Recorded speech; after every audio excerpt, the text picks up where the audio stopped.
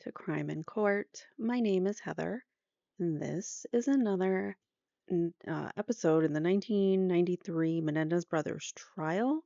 So, this is California versus Eric and Lyle Menendez on trial for the homicides of their parents, Jose and Kitty.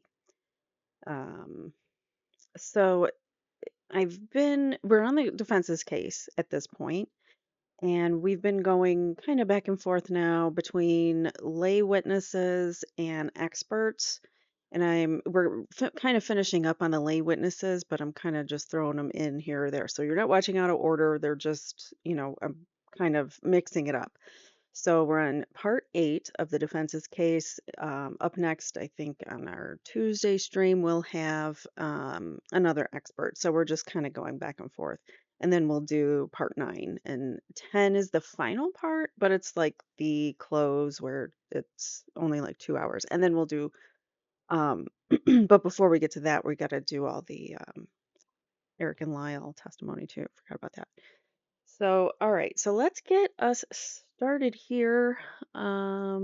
We are going to be listening to Teresita Baralt. This is an aunt of the boys. I want to say it's Jose's sister. I'm not exactly sure, but I'm sure she will tell us. We're going to go through, just FYI, we've got teachers, neighbors, and all sorts of individuals for testimony today. So there's going to be a few. Sit back, relax, and please hit that like button, and let's get started. Teresita Baralt, B-A-R-A-L-T. Could you spell your first name as well? T-E-R-E-S-I-T-A.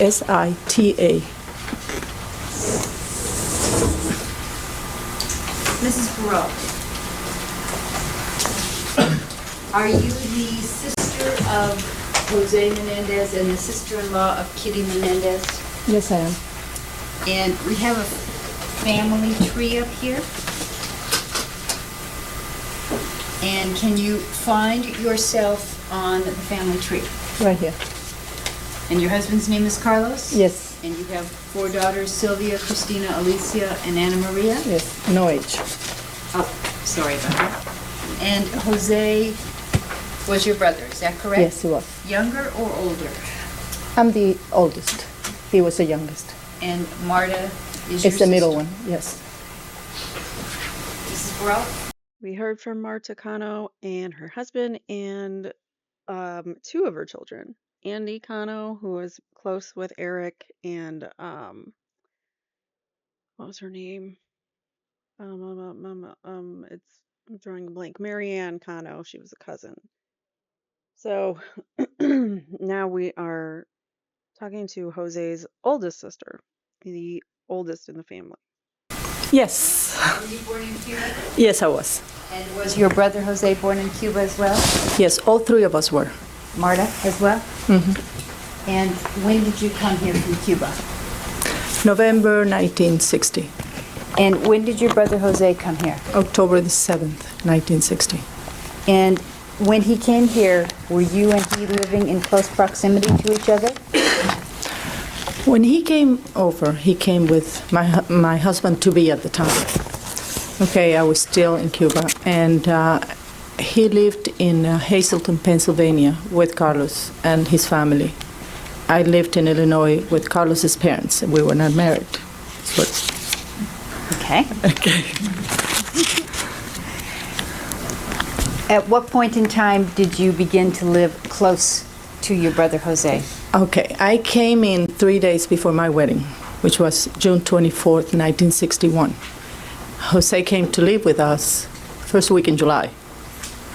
And he lived with us until January that he went to Southern Illinois to school. And over the period from 1960 till August of 1989, a period of almost 29 years, what period of time did you live either in the same house or within 15 minutes of him? 14 and a half years.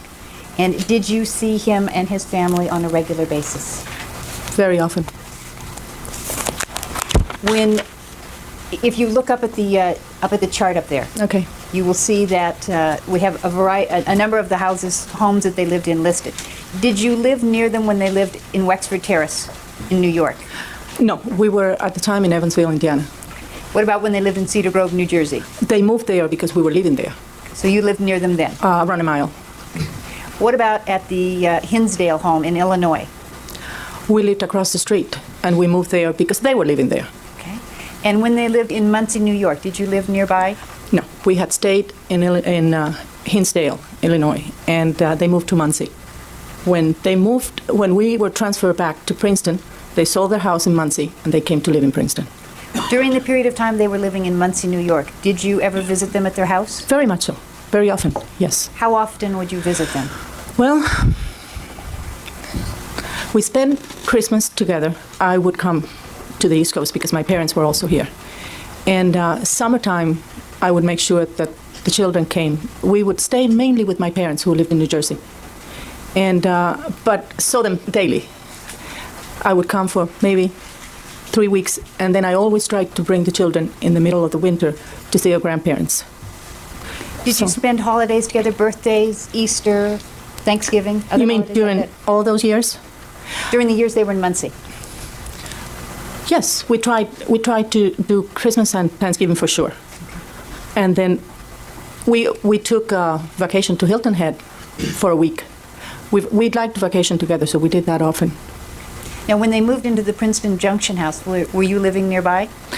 I was living at the time in Hopewell, and we had chosen 2 lots in the Princeton Junction area. It didn't materialize because they didn't get the builder didn't get the ordinance. And at that time, I had started my children at the high school there. I had high school kids; their kids were small. And then we bought 2 lots, one across the street from each other on the house, the other house, not the Princeton Junction, but the Pennington house. But I had high school kids. You don't move them around. Okay. So we bought a house in the West Windsor area and stayed there. So that's only 15 minutes away. Okay. When they lived in the Princeton Junction, are you a little nervous? I'm very nervous. When you lived in the when they lived in the Princeton Yes. Junction house, did you live nearby them? Yes, around 10 minutes. Okay. And when they lived in the Pennington house, how far away did you live? Reverse. They moved to where we were coming from. Okay. So it was around 10, 15 minutes away. And when they bought the Mountain Avenue home, that's still in the same area, I take it? So you were still Closer. close? It was closer than to our house. And in 1986, when they moved to California, you remained in New Jersey? We're still in the same place. We've lived in that house for 15 years. When you were living in the Hinsdale house, were Lyle and Eric born at that point in time? Oh, yes. Lyle was around 3, and Eric was born. They moved there in November of 1970. Eric was born in November of 1970. They moved 2 weeks after Eric was born.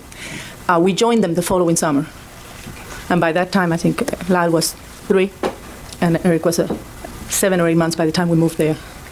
And were you in touch with the Menendez family during the time that they were first in Hinsdale before you moved there, in terms of how the kids were doing, what was going on with them? Did you talk on the phone? We talked often. How often? Once a day, once a week, once a month? Probably once a week during that time until, Carlos went to work with Jose in Hinsdale. In that area, in the Chicago area, and we moved there. Were you getting reports about Lyle's progress as a baby? Yes. And did there seem to be a lot of family pride in his doing things early? Lyle was a very fast baby. He stood up at 5 by himself. He walked at 7 or 8 months. Everything he did, he rode his bike by 3.5, no training wheels. This kid was coordinated, to say the least. And were you getting reports regularly about his progress? Oh, yes. Did it seem to be easy? Well, they were very proud of him, and they had reason to be. May I mark what I've shown you next in order? 201. Showing you what I've marked as 201. Do you recognize that photograph? I hadn't seen it before, but I recognize the baby. Okay, this is the baby. Lyle. Okay. And were you given photographs that sort of marked his progress along those lines in terms of when he stood up and that type of thing? I wasn't given the photographs, but I certainly did see them. And showing you what I've previously marked as 150. I've asked you to look at that photograph and see if you recognize it. Find one of my glasses. The steps in his house, His house where? Hinsdale. And is there another house in the photograph? Yeah, that's my home. Okay, so he's standing in front of his house, which you can't see. Is that correct? You can't see his home, but I recognize the steps. Okay, and you can see your home. No. Well, I can see the back of my home, yes. And was there something unusual that happened on a regular basis with regard to Eric and going to your home?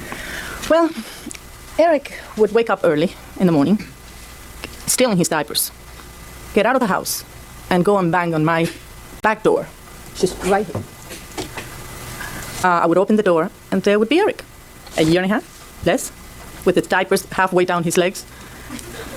So I would call Kitty and say, Kitty, Eric is here. Terry, impossible. Eric is in bed. I said, well, go check, because I have somebody else's child here. Day in, day out. How many times do you think this happened? Gosh, I don't know. It was a habit by then. Did it happen 20 times? 15? 50? 15, yeah, somewhere around there. And did it cause you any concern because he had to cross the street to get to you? Objection irrelevant. Sustain. Did you ever discuss with Kitty the fact that this might be dangerous if this child is crossing the street? Well, we did discuss it, and Did she be concerned? That can cause speculation. Sustain. Did she indicate that she was concerned about this? Did she say anything to indicate she was concerned? well, I think it was more embarrassment of the fact that a 1.5-year-old could just walk out of the house without her knowing about it. I mean, it happens once, but so often. What year were Kitty and Jose married? 1963.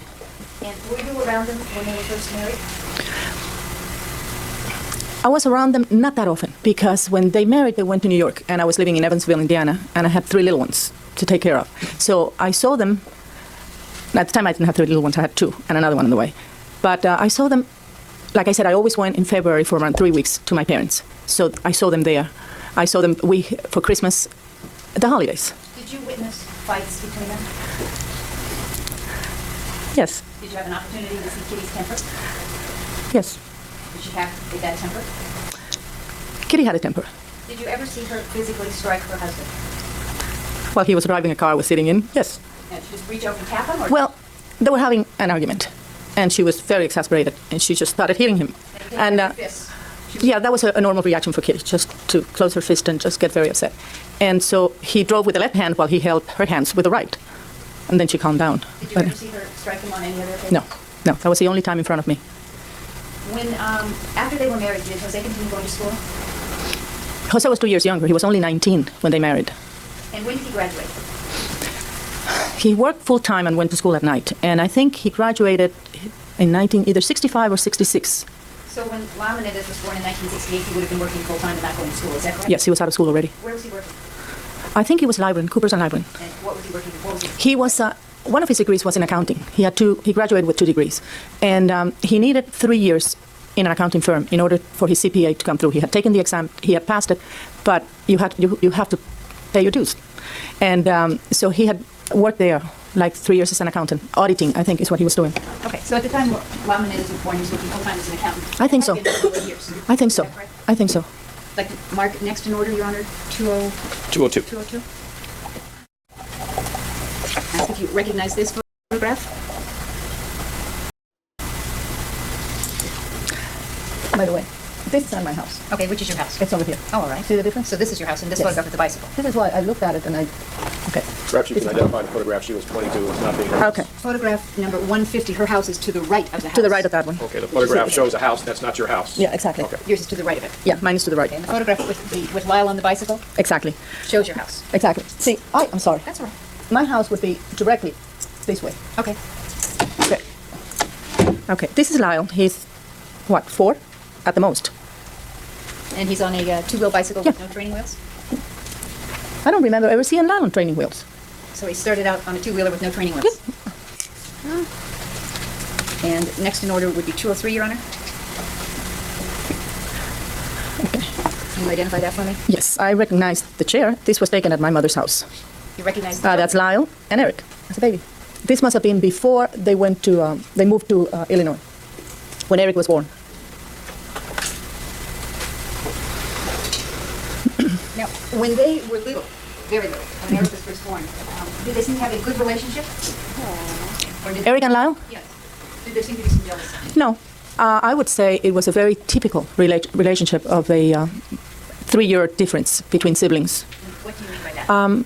I think Lyle was a little jealous of Eric, especially of the attention that Eric was getting from his mom. Did Eric get more attention from his mother than Lyle got from his mother? There was no question. Pardon me. Ask Sorry. All right, objection sustained. You can rephrase the question. When Eric was born, and while Lyle was very young, did you see what appeared to be jealousy? Between the children? Yes. Yes. And why did that appear to be? Objection to relevant competent question. Sustained. Did you see a difference in the amount of attention that Kitty gave Eric versus the amount of attention that she gave Lyle? Objection begs the time. The same time period, Your Honor. Yes. Kitty, whether she was more prepared to be for motherhood when Eric was born, there was a difference. I think Kitty had a rapport with Eric. Kitty never had a rapport with Lyle. I know that sounds awful, but that's the way I saw it. And as the boys grew older in their teenage years, did you still see the same jealousy, or did the relationship change? No. They became very good friends. I don't know whether it was... Yeah, I think you've answered the question. I'm sorry, sir. I'm sorry. That's okay. Your next question, please. You had told us about the incident of, or the repeated incidents of Eric crossing the street to your house. Yes. Was there an attitude demonstrated by Kitty that her kids should be fearless, and as a result she did not protect them as much as you thought she might have? Objection is now found in meeting. Sustained. Was Kitty a protective mother? No. And were you aware of some instances in which the children were exposed to situations you considered to be dangerous? Yes, but that was Kitty's theory. What was Kitty's theory? We discussed that many times. She thought I was very overprotective. She thought that children, when you leave them alone, they learn to defend themselves. And that it's on an everyday situation. Was there an incident in which you were having a conversation with her shortly after Lyle had had some surgery as a young child? No, I didn't have. What do you mean by that? Specify that, okay. yeah. Clarify. Did Lyle Menendez have surgery as a young child for a hernia? For a hernia, right here on the stomach. Yes. And did you have a conversation with Kitty right after he had the hernia operation? Yes. And was she letting Lyle do something you thought was dangerous? Well, Kitty related this story to me. Okay, she said that. Excuse me, Your Honor, I'm back to for a second. Okay. Sustained. Was this going on? Was she relating the story to you as the event was taking place? After it took place. And was it regarding something that she had just permitted Lyle to do, which you thought was dangerous? Yes. Okay. And could you tell us what that was? Same objection, Your Honor. Objection sustained. It's your second. I'd like to show you what I've now marked as 203, Your Honor. I think we have 203. Is this a new exhibit? Okay, it'll be 204. Do you recognize the boy and the dog? Yes, that's Lyle. And who's the dog?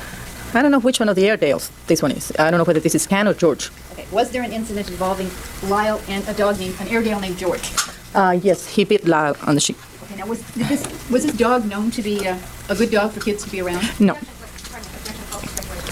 Sustained. The answer is right. Were people careful about not letting small children around George? We have some foundation, at the very least, as to who the owner of the dog was. Who owned George?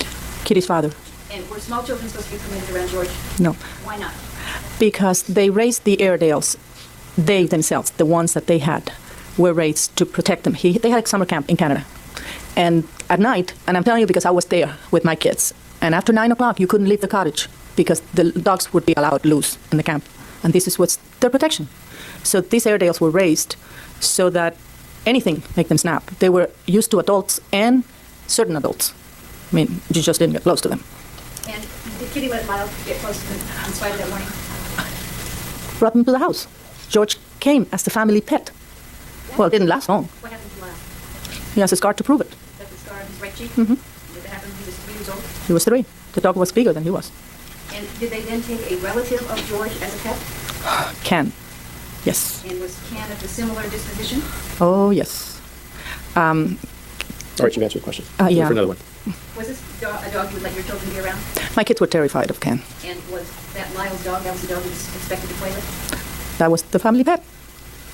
And was this sort of a source of pride with Kitty that her son could be around this dangerous dog? Objection irrelevant. Sustained. Did Kitty ever try to keep her children from being around this dog who was dangerous? No. Was the dog eventually destroyed? Well, when they moved to Muncie, the dog went with them. The dog mauled to death a little dog that somebody was walking on a leash and attacked a couple of people. So they gave the dog to somebody who owned a farm, and eventually the dog had to be put to sleep. There's been some testimony about private talks that Jose would have with Lyle Menendez. Did you witness any such talks in your house during the years in which Lyle was in college? Yes. And where would these talks take place? Well, Jose did not like to reprimand his kids in public. Where would And they talk? he To the basement. The basement is an office in my house. Okay. And so it would be private. Yes. And after one of these talks, was there some discussion about the fact that Jose had notes and Lyle didn't, and this was some concern? Lyle. We have a foundation as to who was speaking when you say a discussion. Did Lyle say something about having gone into that meeting with his father without notes? Yes. Lyle said to me, he said, would you believe that came to talk to me all prepared, notes and all? Yes. And was it of some concern to Lyle that he didn't have notes? Objection irrelevant. Objection overruled on that ground. I think he fell at a disadvantage. After the family moved to the West Coast in 1986, Lyle remained back in New Jersey, is that correct? Yes. And did he spend a great deal of time at your house? Lyle lived in my house 90% of the time. He had room and board at the university, but he liked staying in my house. And did that seem to be a subject of some concern, his parents being spending so much time with you? I think Kitty was bothered by it. I don't think Jose was as bothered. I think Kitty was bothered by it. She kept on saying he has room and board paid at the university. Why does he stay there? She was very possessive of her children, and I think she felt... I was respectful. Okay. At this point, Your Honor, the question already answered the counsel. Was she possessive? All right, there has been an objection, so the objection is sustained. The answer is stricken. You can re-ask the question. Thank you. Was Kitty possessive of her children? Yes. And did she seem to be anybody getting close to them? It's not for conclusion speculation like conduct. Sustained. During the time that the family was living on the West Coast and Lyle was living in New Jersey, would Kitty ever call and see how Lyle was doing? Objection irrelevant. Overruled. Yes. How Between... often did she call? Okay. Kitty called me every single day, around 4 o'clock California time, 7 o'clock. The reason this is so much in my mind is because it was dinner time for us. And Okay, you've answered the question. Did this happen in fact every day? yes. And what was the purpose of the call?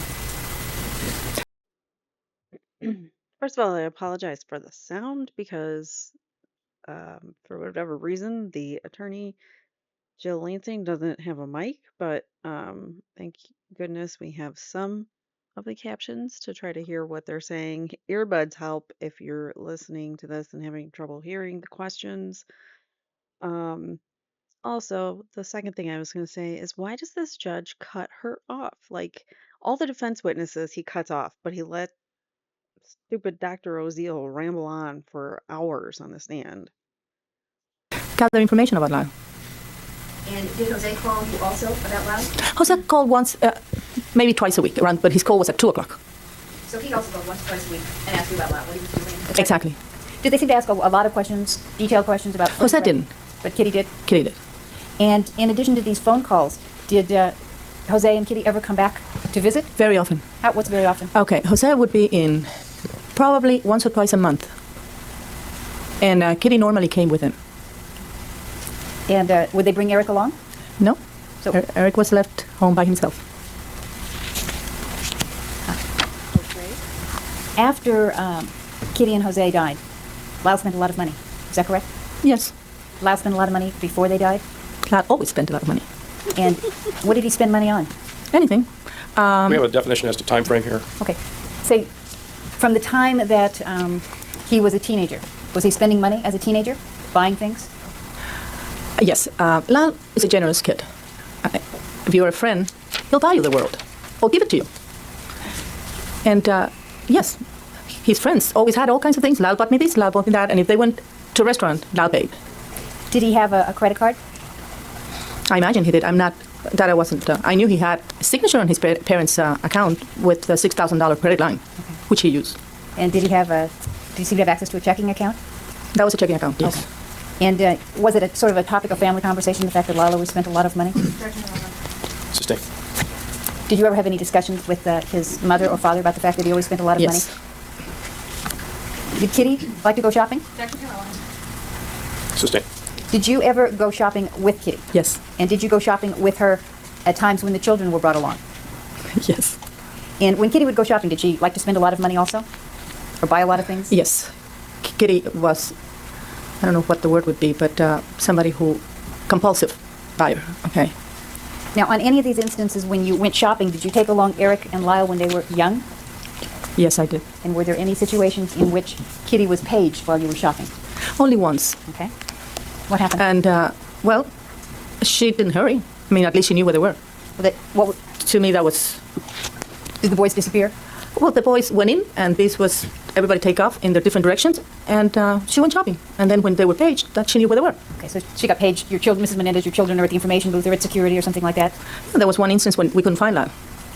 And we found Lyle in a shop down the block on an ice cream place, eating an ice cream. Well, the owner figured that parents would come at some point.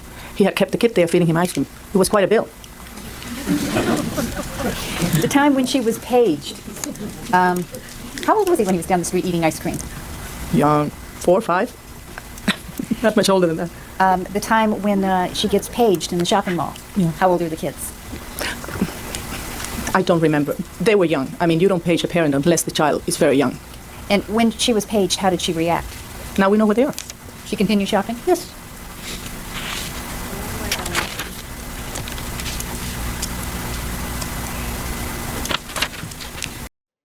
I mean, it's like she doesn't care. Is that not how a mother shows they don't care about their kids? Oh, just leave them at security or let them play with these dangerous dogs. That's fine. No big deal. Let them cross the street and go to their aunt's house when no one's looking, when they're a toddler.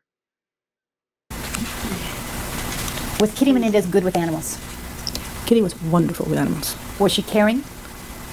She was caring. She loved them. Was she gentle? Very. Was she kind? Yes, and seemed to understand them. Did I mean, she- amazing. Did you ever see her show to her children the same kind of compassion you saw her show to animals? No, she was. It was very strange because she was a different person with the animals. In what way? She really cared for the animals. Okay, it's like kids don't need it, but the animals do. It's like somebody who is an animal lover, you know, and not necessarily a kid person.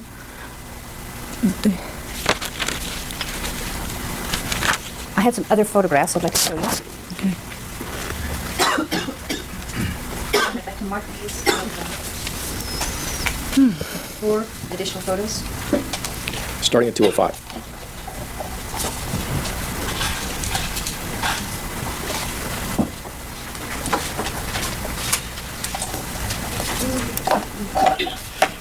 Well, I'd like to show you the photographs I've now marked as 205 through 208, and ask you if you recognize the people and the house. Okay. This picture, First, you recognize the house. I think the house, you know, because of the people who are also in the house, this is the Hinsdale house, and I will tell you why. My brother-in-law lived down the block Okay. from us. Okay, the children. No, this is not the Muncie house. This is a Muncie house. Okay. This is a Muncie house. Muncie, Yeah, because these are the curtains that she had in the Muncie house. Yeah. Is this the 205 one now? This is 205. They're all photographs of the same location. Yeah. And do you see Lyle and Eric in there? Yes. There's Lyle and there's Eric. And showing you the other pictures which we've marked as 206, Yeah. 207, and 208, do they appear to all be taken the same day because everybody's wearing the same clothes? Yes, and it appears to be somewhere around Easter time. And does it appear that Eric had some sort of injury to his face? Yes. Do you have any I have no idea how he got it. memory of, was it unusual to have him have an injury? It had to have been a very fresh one because Eric healed in 24 hours. Did Eric get a lot of injuries? No, I only recall one he had over the eyebrow in a store. And obviously that one, but I don't remember that one. And there was no discussion about it in particular that stands out in your mind? No. That day?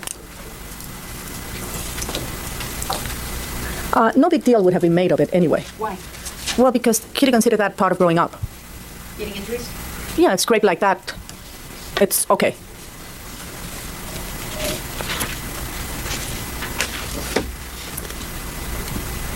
Was it important to Kitty that her children not show fear? Very much so. Was there an incident in which Eric was left home alone and called you? Well, Eric was left home alone often. The day that he called me, it was a storm, and they lost power. About how old was he? Around 8. And what happened when he called you? Well, he called, and my oldest one, he must have been, yeah, around 8.5, because she was 17 and just starting to drive. She went over and stayed with him. Was he frightened? He was very frightened. And So your oldest one is Sylvia? Sylvia. Okay, so Sylvia went over and stayed with him. And did you have any discussion with Kitty about that? Kitty was very upset. Why? She was very angry because she felt he should have handled the situation. Kitty didn't understand fear, didn't accept it from the boys. It was not, you're not afraid. I mean, simply, regardless of the age. Was that true with her? Also, she was not afraid? She wasn't, no. Did Eric ever call you again when he was home alone and frightened? He knew better. Was there an incident at a theme park where Eric was not brave enough to go on a ride? Well, it wasn't even a ride. We had... This breaks my heart because the boys reached out to individuals for help, and then the people that helped would get punished in some way. I mean, like yelled at or told not to do whatever, and so they would be ridiculed by Jose or whatever if they actually helped the kids. And then that lifeline that the kids had to reach out for help, they don't have anymore. So they can't even go to the aunt again and say, "Hey, I'm scared. Can cousin Sylvia come over again?" So, the fact that the parents put a kibosh to all of the times that the boys try to reach out and try to reach out for help to someone that they know and someone in the family, it seems that Kitty or Jose do something to or say something to that person, and then the boys get in trouble for whatever reason, for not being able to handle an 8-year-old boy not being able to handle being home alone in a scary storm. I think that's acceptable to not want to be alone. They were around 6, and I have one that is 3 months younger than Eric. And we had taken Lyle, Eric, and Anna Maria to the amusement park. And it's like you go into this tent, and there's all kinds of, it's like a trampoline, but not really a trampoline. The only thing is that you lose your balance, and that was part of the fun. Well, Eric didn't like that. Didn't like it at all. He refused to go in. Kitty was fit to be tied because a little girl had gone in, and he wouldn't. And how did she show that she was fit to be tied? We heard about it all the way to the car. What was she saying? I don't see what you have to be afraid of. Look, even a little girl goes in. Why should she just didn't accept it? I mean, that's all there is to it. How did Eric look during all this? Oh, I think Eric wanted to die. He cried. Because that's ridiculing your child. Like, why didn't you go in? That little girl went in. That's awful, making him even more self-conscious and have less self-esteem. That's not going to push him to give him the confidence that he needs by teasing him and saying a girl did it and you didn't. He cried but did not go in. Stood his ground. Did your brother have to raise his voice to let people know he was displeased with them? No, Jose did not need to raise his voice or be violent, for that matter. Was there something about his voice or his presence that could be very effective without yelling? An adult is always an impressive figure on a child. An adult whose the tone of voice and the body language tells a kid exactly, what they should be afraid of. He could be harsh. He could say the things in a way that make you feel like you want to disappear. I saw him do it to a lot of people. He never did it to me. Would he do it to adults? Oh, easily. He could put an adult back in its place that person wants to die. Yes, he had that ability. He was very articulate, and he didn't raise his voice. In fact, the younger he got, the lower his voice got, and the slower he spoke. By the time he finished with you. Did you call it once a cut you to shreds tone of voice? Yes, and I used to tell him. Did you ever say to your brother or to Kitty, I don't approve of how you're raising your children. I think you should change some things? I didn't tell him to change it. We discussed raising kids. We did not agree. At the time, neither point was proven. They couldn't prove that I was wrong. I couldn't prove that they were wrong. What would have happened if you really pushed the issue about they should do things differently? It's actually calls for speculation. Sustained. Did you ever push the issue? No. Why? Well, because when you live either close to friends or family, the first thing you have to have is respect for their ways. I did not see them being abusive to the children. They just saw their ways of parenting to be completely different from mine. But those were their kids. Maybe their ways would have been better. It wasn't proven so. In terms of their type of parenting, you're talking about the fearlessness, exposure to danger. Was there also a competition factor that was different? There was a lot of pressure in that household. Okay, there was a lot of pressure to excel. Whatever you did, you have to be the best at it. Trying was not good enough. And to grow up with that amount of pressure is very hard on children. Mm-hmm. They also had, their schedule was such that there was no time to go outside and play. Every minute of their day was accounted for. There was no time for them to be a kid. They were constantly doing what Jose wanted them to be doing, which was tennis or swimming or whatever it might be at the moment. And like she just said, every minute of their day was accounted for. That's what the caption says right there. What does that tell you? Like you don't even have a chance to be a kid. You don't have a chance to just go run around and play in the backyard with your brother and whatever. It's crazy to me. And always intensely. Wait for another question. I'm sorry.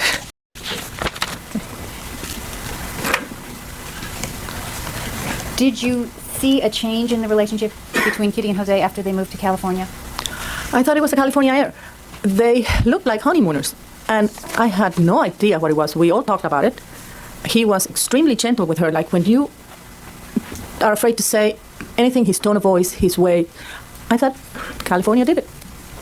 He didn't move.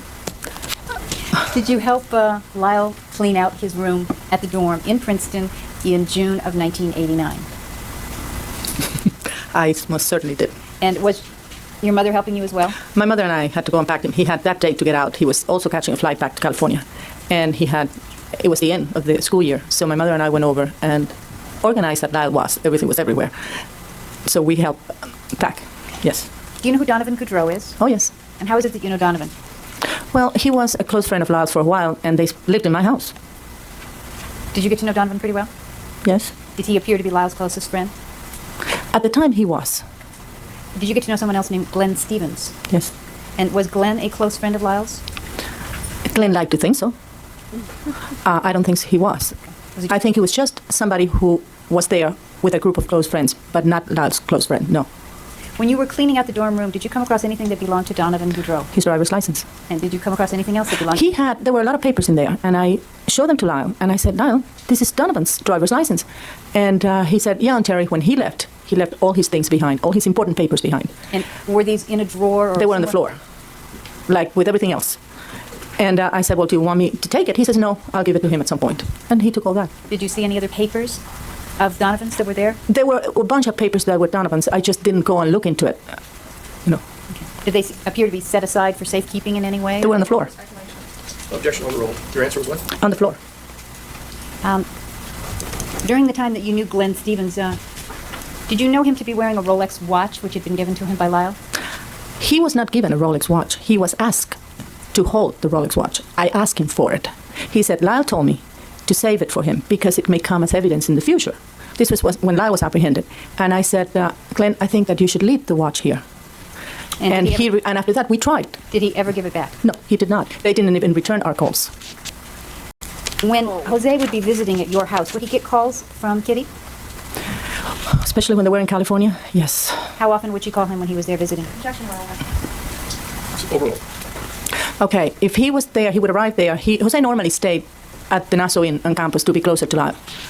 And he would come and stay in my house like a couple of hours, 2-3 hours. Kitty would call at least 3 or 4 times in those 2 hours. During the period of time that you knew him, was there some concern on her part with regard to his fidelity? During the time that I knew him? Yes. Yes. But she had that concern since the moment she married. She was paranoid about Jose ever having an affair. And was there a time in early 1980 in which she moved out because of that? Yes. And where did she and her children go? No, the children didn't go anywhere. The children stayed home. So she just left? She left. She moved to a hotel. And they subsequently got back together, I take it? Yes. Did you know anything about what Kitty Menendez's travel plans were in August of 1989? Travel plans? Yes. Was she going to go anywhere? Well, they went to the Nationals in the beginning of August. Is that in Michigan? Kalamazoo, Michigan, Right. isn't it? Yeah. I think. Then I know that September the 9th, she was going to be in Princeton to help Lyle set up his apartment in Princeton. I know that she had to be back by the 24th of September because she had to set Eric up in college. And the 14th of October, we were going to Hawaii together, the four of us. Did she ever talk to you about any plans to go to South America? Not to me. Did you talk to her every day? During that time, I talked to her. I had gone to Chicago in the beginning of August, and I had 3 messages from her in the hotel. We never connected. We did after she came back from Kalamazoo, and no, I talked to her a few times, mainly because we were setting up the fact that she was coming over to set up Lyle's condo and thinking about what kind of furniture, etc. So yes, we did talk about it. Now, was this a new condominium that Mr. and Mrs. Menendez were buying for Lyle? Yes. And it was to be ready for him to move into early September? Well, the closing was supposed to have been September 4th. When were they in escrow on it then during the summer, in August, when you were talking to her about her plans? Okay, Lyle was going back to Princeton. Okay, and in July.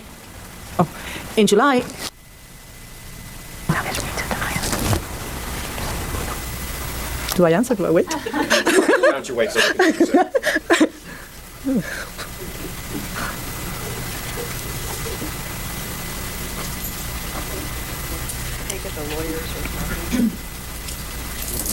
Condo.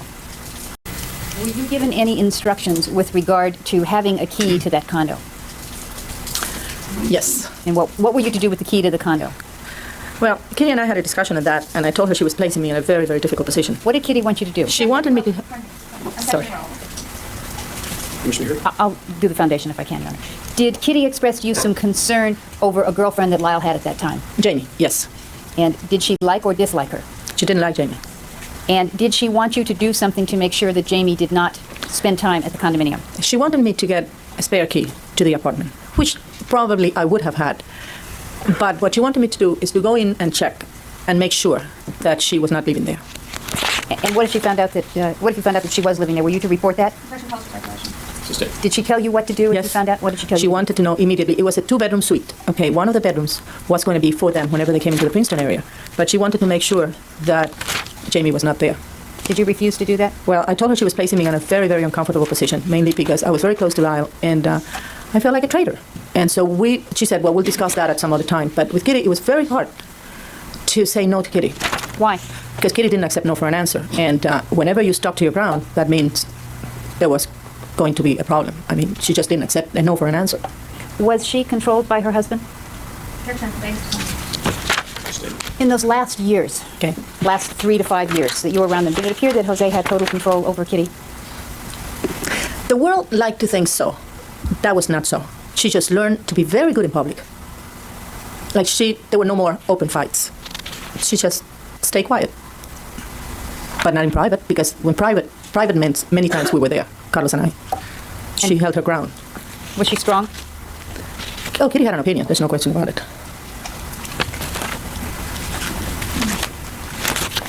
Was there any issue with regard to Kitty's drinking toward the end, the last 3 to 5 years? That was always kept from me. I did not know that she had a drinking problem. Did you ever see her drink around you and ask you not to let Jose know? Okay. Whenever they came to the East Coast, she would come over to our house early and stay the afternoon, and Jose would come after work around 7 o'clock. So we would sit where I would fix dinner, and we would have a cup of coffee. Her cup of coffee always included half a cup of Galliano. Is that a liqueur? I don't know what that is. It's a big bottle. But I mean, it's alcohol. like a wine and liqueur type. And she enjoyed that. When Jose came, she says, put it away. He doesn't like it when I drink. But I assume, and this is my assumption, that... Pardon me, I think. Okay. The next question. The next question, please. I want to hear all of this. It's so interesting to me. Did Lyle spend time at your home even as a little child? You said he did in college. Did he spend time at your home as a little child? Sometimes, but always with the family. Except when they lived across the street, and he used to come often. Did you get to have time alone with Eric? Not as much. Not as much. They moved to California when Eric was around 13 or 14. And at that time, a child doesn't drive. And when you would see Lyle, would he ever spend the night at your house? Sometimes they did. They both did. I used to give them one of the girls' beds with 2 beds. And many times they would come back at 2 o'clock in the morning whenever we got back. And Jose would carry both boys asleep to the car. So they didn't spend the night really very often? Not very often. Did Lyle have any stuffed animals he'd bring with him? Lyle had a bed stuffed animal. There was no space for Lyle in the bed. Did they seem to be important to him? Very much so. Thank you. Nothing further. Any examination on behalf of Eric Menendez? Yes, no, just a minute. All right, let's do that. Actually, if I could use a few minutes, if I can get there. All right, I believe we have everybody here now. You may conduct your examination of the witness. Mrs. Earl, I want to turn your attention back to Hinsdale, Illinois. Okay. There's this photograph here. Number 202, which shows, tip it a little bit so that you can see it and so that the gold joke can see it. Okay. Okay, this photograph here, this shows the street that separates the lot behind your house from the Menendez house, correct? Yes, correct. So you describe now a pattern of behavior by Eric Menendez when he was about 18 months old, where he would show up at your back door. About Yes. What time of day would he show up? Between 6:45 and 7 o'clock in the morning. And in order to get to the back door of your house that's shown in that photograph from his house, he'd have to cross, first of all, that grassy vacant lot. He had to get out of his crib. Has to get out of his crib and out of his room. Yes. And is this a two-story house that the Menendez? It was a split level. And is his room up a level or on All the bedrooms were on the top floor. So he has to get out of his crib and he's got to go down some stairs, correct? Exactly. And he has to get out a door that leads to the outside. The front door. And was your understanding he was leaving through the front door? Through the front door, yes. And then he had to go down. Was the house raised above ground level? No. We'll try to find it. There, you see the steps here? He would get out of the house. And you're pointing to a picture on the right. Right here. Let me get a number so that we're ready. The door would be facing this way, so he would get out, and he wouldn't use that. He would go straight down the lawn, cross the street, and go straight. Okay, this is 150. See if I can do this so that Jules can see. So there's the door, actually, there's like a enclosed, glass enclosed front. The whole house was a very modern house, and it was all glass. You could see, glass all the way up. It was like a two-story entryway, is that correct? Exactly, Okay, and it was like a vestibule with a glass wall, and that would Yes. lead to that was the front door. That was the front door. And the opening to the vestibule led to these steps. Yeah, exactly. So at a year and a half, Eric would walk out and down those steps and across the lawn. Across the lawn over here, straight into my house. There would be a path by then that he had made. Well, the path would be in this grassy vacant lot. Exactly. But to get from the lawn or the steps of his house to that vacant lot, he had to cross the street. Oh yeah, that's straight over there. And that's the street on which the cars would go to get to the houses in that development, correct? Yes. Now, it was your habit and custom, I take it, when Eric would show up at your door to call back to your brother's house Yes. to let them know that the baby was at your house. Exactly. And would this behavior of Eric's occur during the winter as well as other times of year? Well, it occurs mainly in the spring, but remember, the spring in Illinois It's cold. yes. And when Eric would show up at your door, he'd be wearing a diaper that was slipped down. Well, he would be out of bed. Babies wake up. At the time, the diapers were not like they are now, fancy and tight. They slipped. They slipped. And he was wearing, I take it, no shoes. Oh, no shoes, and just a shirt. Just like a little undershirt top. Either undershirt or a pajama top or anything like that. Would there be days when he showed up at your door, he was wet and muddy from the lot? If it had rained the day before, yes. Or if it was raining, He'd come in they- the rain? yes. I wonder if he would go to his mom first and his mom would just ignore him. And so he would go to the next best thing that he knew, which was his aunt across the street. Most kids would go to their mom, but when your mom doesn't help you when you cry for them as a baby, you go to the person who does because you've realized after time that your mom's not there for you and she's not helping you. So you go seek out help from someone that you know will. It's crazy. Crazy to me that a 1.5-year-old crosses a street like that. And that's a big area to cross by yourself across a street in rain, snow, whatever, barefoot and in a droopy diaper. That's awful. That would break my heart to see that. And when you would call your brother's house, most often was it your sister-in-law who answered the phone? Kitty was who answered, and Kitty was mainly who came. You would tell her that Eric was at your house. She'd say, no, he's in his crib. She'd say, Terry, it's 7:15. Eric is sleeping. I said, then I have somebody else's child here. And did she seem embarrassed when she would come and pick him up? More frustrated. Frustrated? Yes. Would she say, Frustrated because it makes her look bad as a mother, as a parent. It makes her look bad. That's why she's frustrated. And it puts her out. She's inconvenienced by having to go over and get him too. Because I have a feeling Kitty did whatever Kitty wanted to do and didn't care about the boy's needs. say anything to Eric? It's limited what you can say to an 18-month-old, like, Eric, you shouldn't leave the house without telling mommy, when in one ear, out the other. Okay, so she wouldn't give this little lecture to him, and yet he'd show up again at your house. Yeah, next day. And in fact, you said at some point a path was beaten through the grass. Yes. Yes. Uh-huh. Now, you said that Kitty Menendez treated Eric as a baby and toddler differently than she had treated Lyle. Is that correct? That was my observation, yes. Okay. Tell me what kinds of signs of physical affection you saw between Kitty Menendez and Eric when Eric was an infant or a toddler. Okay, Eric was extremely attached to his mother, okay? And Kitty was not an affectionate person with the kids. But she would have kind of when you look at a child condescendingly, okay, that was the relationship. That relationship wasn't there with Lyle at all. Okay, so you saw, let me see if I understand it, you saw Kitty Menendez give condescending looks to Eric when he was a baby. Is that what you're saying? Yeah, Is that what you saw? yeah, if that's the right word to describe somebody who just... Okay. But you didn't even see her give condescending looks to Lyle when Lyle was a baby. I wasn't around Lyle as much that first year of his life, okay? But the rapport between her and Lyle was never there. Nothing was there. No, that's why he had it with me. You find it somewhere else. Okay, but let me back up to between her and Eric. You didn't see her hug Eric, did you? I don't remember seeing it, no. You didn't see her kiss Eric. I don't remember seeing it. You didn't see her carrying him around and hugging him and rocking him and singing to him, doing any of those things, did you? No, but Kitty was not an affectionate person. I understand. But I want the jurors to understand what you did see and what you didn't see, okay? So what you saw was Eric clung to her. Is that right? Yes. He went to her a lot. Eric was very attached to his mother, yes. And when Lyle was a little toddler, you didn't see him go to Kitty at all. Why did he learn she wouldn't do anything for Now, when Eric was, before his second birthday, we'll strike that, Okay. at around the time that Eric was 2, did Jose and Kitty Menendez leave Hinsdale and move to Muncie, New York? Yes, I did. And at this age, when Eric was around 2, was he still clinging to his mother, going to her for affection? It was less than that. It was the summer of 1972. So he was only a year and a half? Uh-huh. Okay. And this is the same age we've been talking about.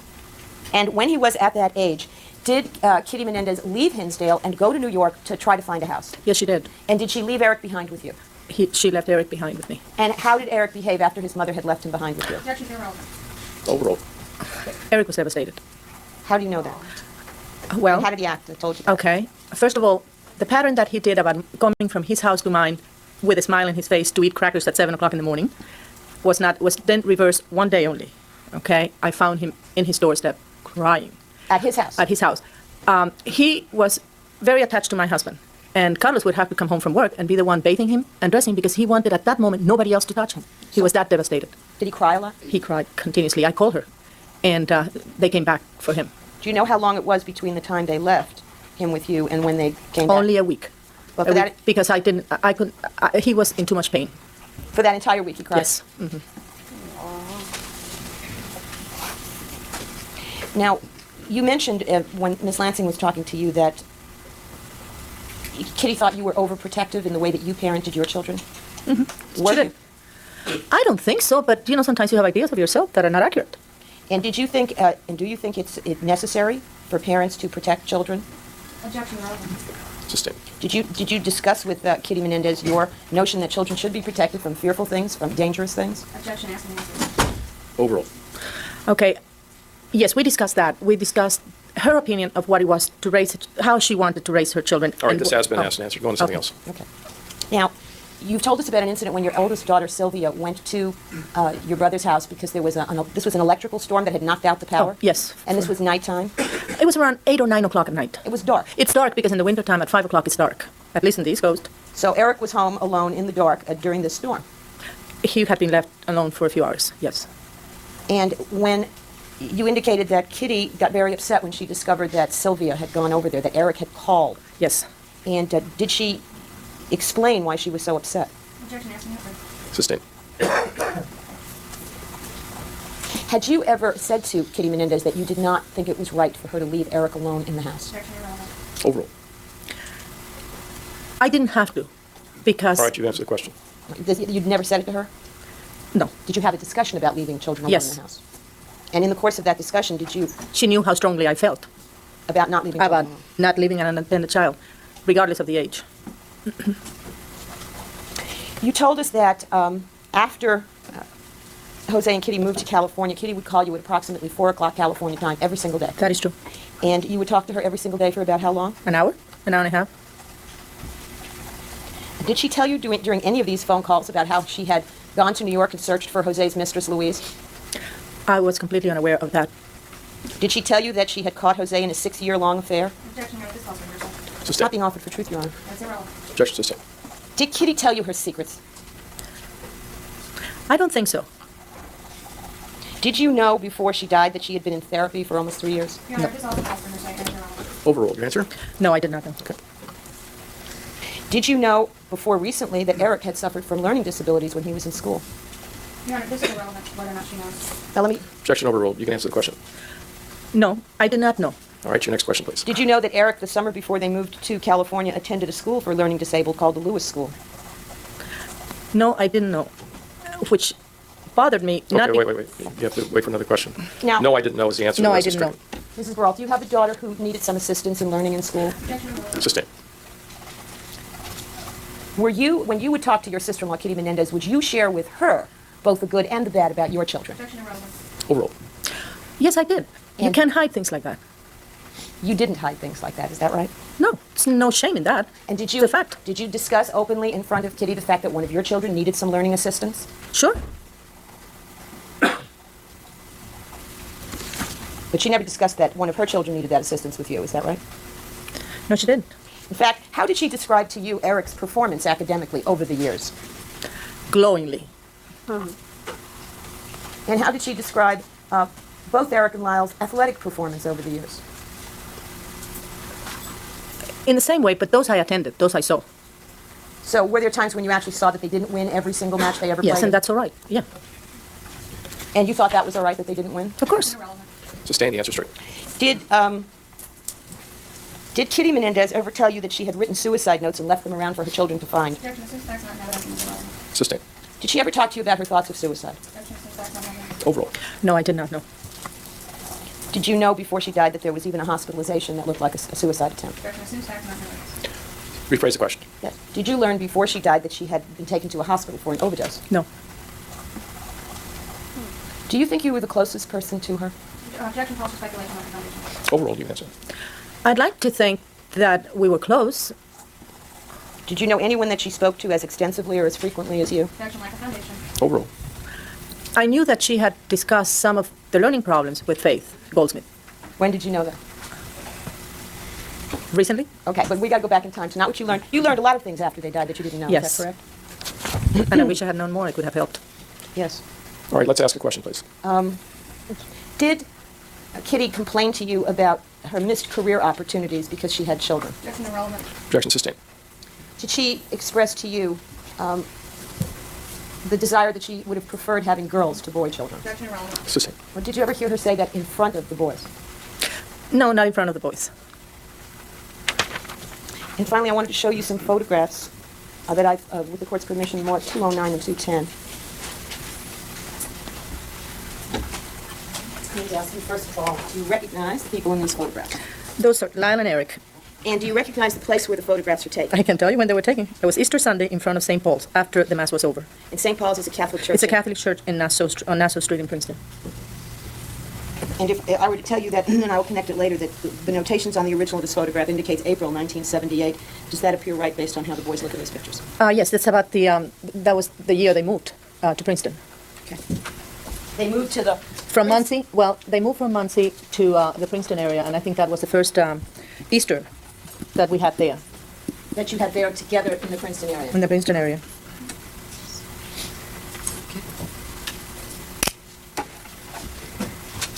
Correction, the first Easter was in 1977. I think this one was 1978. Can I ask you this? Yeah, Do you recall telling me 2 years ago okay. that they moved to the Princeton area in August of 1977? Yes, because Eric went to school in the Westminster area that September. So And that was April of 1978, after changing the year, would be the first Easter, wouldn't it? No, because I moved in, yes, you're right, because I moved in the summer of 77. That's Okay. true, you're correct. Thank you, Mrs. Brault. I have nothing further. May I have questions? Yes. Mrs. Peralta, Yes. drawing your attention to the two photographs which have just been placed on here, course. 210 and 209. I believe you indicated they were taken in front of the church. Is that correct? Yes. Did the family attend the church on the day that these photographs were taken? We all did. All right. Was it usual that the family attended church on occasion? Well, we attended Easter Sunday, always together. When you say we, who's we? We, it's my husband, my children, Jose, Kitty, and the boys. And that was Catholic church, is that That was correct? Catholic church. That was at 11:30 Mass, and then we went for breakfast. Aside from Easter Sunday, did you go to any other church services with your brother and his family? Not normally. But it was a tradition that you attended church on Easter. On Easter Sunday, yes, all of us together. Do you know whether or not the defendants were baptized? Yes, they were. I'm Lyle's godmother. All right. And do you know whether or not they received their first communion? Yes, they did. Now, was your sister-in-law, you knew her as Kitty, is that correct? I knew her as Kitty, yes. All right. Was your sister-in-law, Kitty Menendez, did she raise her sons in the Catholic faith? Yes, she did. I take it, was your family Catholic as well? Yes, and so was hers. Before testifying today, did you have any meetings with the defense in this case? Oh, we've had a lot of meetings. These children have been in jail for over 3 years, and they're like my kids. Of course we have. You love them very much, then? I do love them, yes. I love Jose and Kitty, too. Well, have you heard some of the things that have been said about your brother since the defense case started? Yes. All right, the objection is withdrawn. Can you say anything nice about your brother, I Jose? can say a lot of very nice things. Did your brother, Jose, ever do anything nice for another human being? I think so. I think this is a tremendous tragedy, and the tragedy is that these children love the parents. Something went definitely wrong there. Okay, but no, Mrs. okay, Croft, go ahead. Did you ever see your brother do anything nice for his children? Yes. Okay, could you give me an example? Okay, I'll give you an example. When Lyle broke his collarbone, okay, he was playing soccer. And it resumed. The child went down, and he stayed down. Jose was beside himself. He stopped the game because everybody continued. And this happened in the course of a game. It was not like the game stopped and then they resumed. Nobody saw him. They saw him go down and stay down. He said to me, if Lyle is down and has not gotten up, he has to be very hurt. And he just interrupted that game and pulled him out. Sure enough, Lyle had a broken collarbone. Did he take him for treatment? Oh, immediately. Did your brother love his sons? Objection, Your Honor, that calls for speculation. Rule. I think he did. Yes, you can love somebody and still hurt them, you know. Okay, but it appeared to you that he loved his sons? I think so, yes. Did you love your sister-in-law, Kitty Menendez? I love them both Okay. Was Kitty fun to be around? tremendously. Okay, why was she fun to be around? Okay. Kitty was very bright. She was, whenever you had them, and wherever, in a party, in a house, in a reunion, just sitting around the kitchen table, okay, there was, what can I say, there was never, you know how sometimes you're in a group of people and the conversation kind of dies? With them, that never happened. Would you say they were lively? Very lively. Jose could come home from the office, and normally somebody would come home from the office and say, how was your day? So, oh, another day. It was like a soap. I mean, he always had something to say about his day. Did he ever use his day as entertainment for other people? Definitely. I mean, his anecdotes, he could relate a story like nobody else. I believe you indicated that on occasion Jose could look at a person and make them feel terrible. Did you ever see him make other people laugh? All the time. He was a very charismatic individual, okay? He was a lot of fun to be with, and if he liked you, he could be fantastic. If he didn't like you... Did you ever see him around people that he appeared to like? Of course. He liked you? I think we had a very close, good relationship, yes. Did your brother Jose Menendez want his sons to do better than he had done?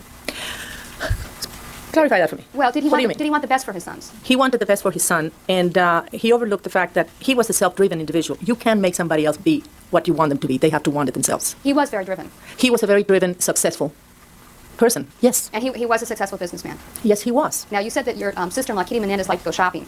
Yes. Did your brother-in-law, did your brother make a lot of money? Did Jose make? Jose made a lot of money, and he never held it back from Kitty.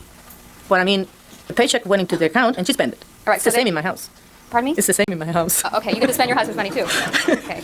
When you moved to Chicago, was there some sort of an employment relationship between your husband and Mr. Menendez? Yes. When Jose went in as president of Lions Container Services, he called Carlos to go in as his vice president of administration and finance, and that's why we moved to Chicago. So he gave your husband a job. Is that correct? My husband had a job. Yes. My husband switched. Yes. Right. I mean, he gave him a different job. Yes, a different job. And after your brother left and went back to New York, did your husband stay on in the job that catered to No, you? there was a proxy file, so Japanese took over. Okay, so you got a new job. We both got a new job. He with Hertz in the East Coast, and we stayed with an appraisal firm in the Chicago area. Did your sister-in-law, Kitty Menendez, appear to love her sons? Yes, I think so. Now, I take it from your testimony that she treated them very differently from the way you treated your children. Is that correct? Definitely. Now, you have 4 daughters. Yes, I have. Okay. And I believe you've indicated that on occasion, Kitty Menendez would tell you that she thought you were overprotective. Yes. Okay. Do you think there's a difference between raising daughters and raising sons? You see, this is why mainly sometimes we did not. I don't think basically there should be a difference, okay? But I never went go into an argument with her about that because she always said, well, Terry, you have girls. And I thought, well, maybe there's a difference. I didn't have a boy to prove that there shouldn't have been, you know? And she didn't have a daughter. And she didn't have a daughter, exactly. I believe you indicated that you went on vacation with the Menendez family. Often, yes. What kind of vacations would you go on? Okay. When we went to Hilton Head, we rented 2 condos, They had their condo, we had ours, and we spent a week there. We did that a couple of times. We went to Canada, to Kitty's father's camp, for another week there. We went to... I mean, it was different until they started making a lot of money and we couldn't afford to go in their vacations. All right, so this would have happened what to the Until around 1970s. The last time that we went on a vacation together, Lyle was going out with Stacy because Stacy came along. So she must have been around 16. Okay, so Stacy went on the vacation? Yeah. Stacy, Lyle, Kitty, and I. Jose was away, and I think Eric was in camp. All right, and where did you go on vacation then with Stacy? We went to Hilton Head. Were you aware that the family took other vacations in which you weren't involved? Oh, most definitely. What other kinds of places did they go to that you were aware Okay. of? They went on a diving vacation in the Cayman Islands, You know and where they got certified. else? Did they take their sons on that vacation? Oh, yes. Do you know of any other vacations they took their sons on that you were not present for? There was one in Key West. There was, I don't know, these children were always traveling. They were traveling with them, mainly tennis, traveling related experiences. Do you know about what age it was that the defendants started traveling for tennis? I mean, traveling further than an hour for a local match. When was it that they started traveling some distance? What ages were they?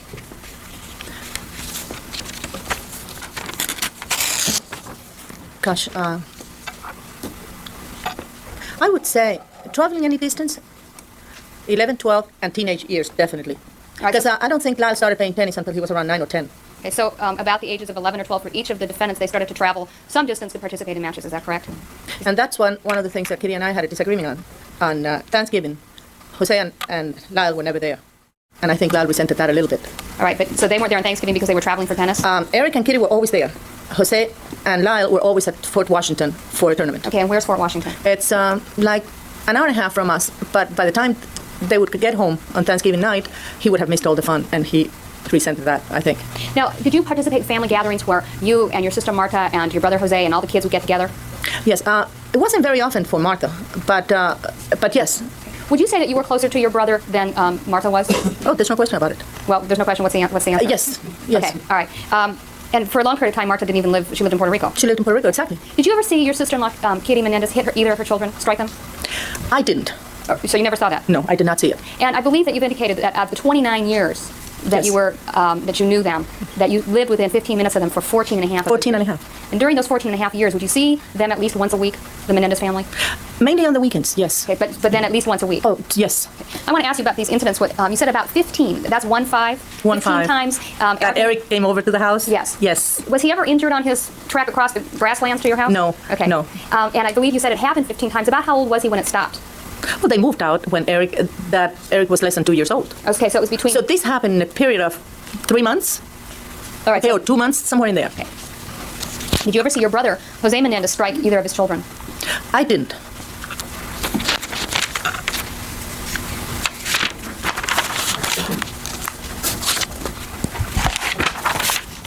I believe you indicated that Lyle Menendez spent a lot of time at your home. During Yes. which period of time was this?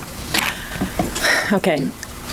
Lyle started driving at 18, and that's when Lyle started to be free, to come without having to wait for somebody to bring him. And mainly when he was at Princeton. He lived in my house. He had a room at Princeton, but he stayed at my house. I'm only 5 miles from Princeton. So when he was at Princeton and he stayed at your house, would he stay there, 4 or 5 nights out of the week or more? Every day. He lived there. He had a room. Okay, when Donovan Goodrow was his friend, did Donovan also live with you? Donovan stayed there 90% of the time. All right, so Lyle Menendez was welcome in your home, is that correct? I loved having him there. Was his brother Eric also welcome in your home? Eric was in California. But he would have been welcome in your He home. would have been welcome, yes. Would you say you have a close relationship with your nephew, Lyle Menendez? I think so. When Lyle Menendez was a student at Princeton University, were you aware that he left the university for a period of about a year? Yes, I did. Were his parents upset about that?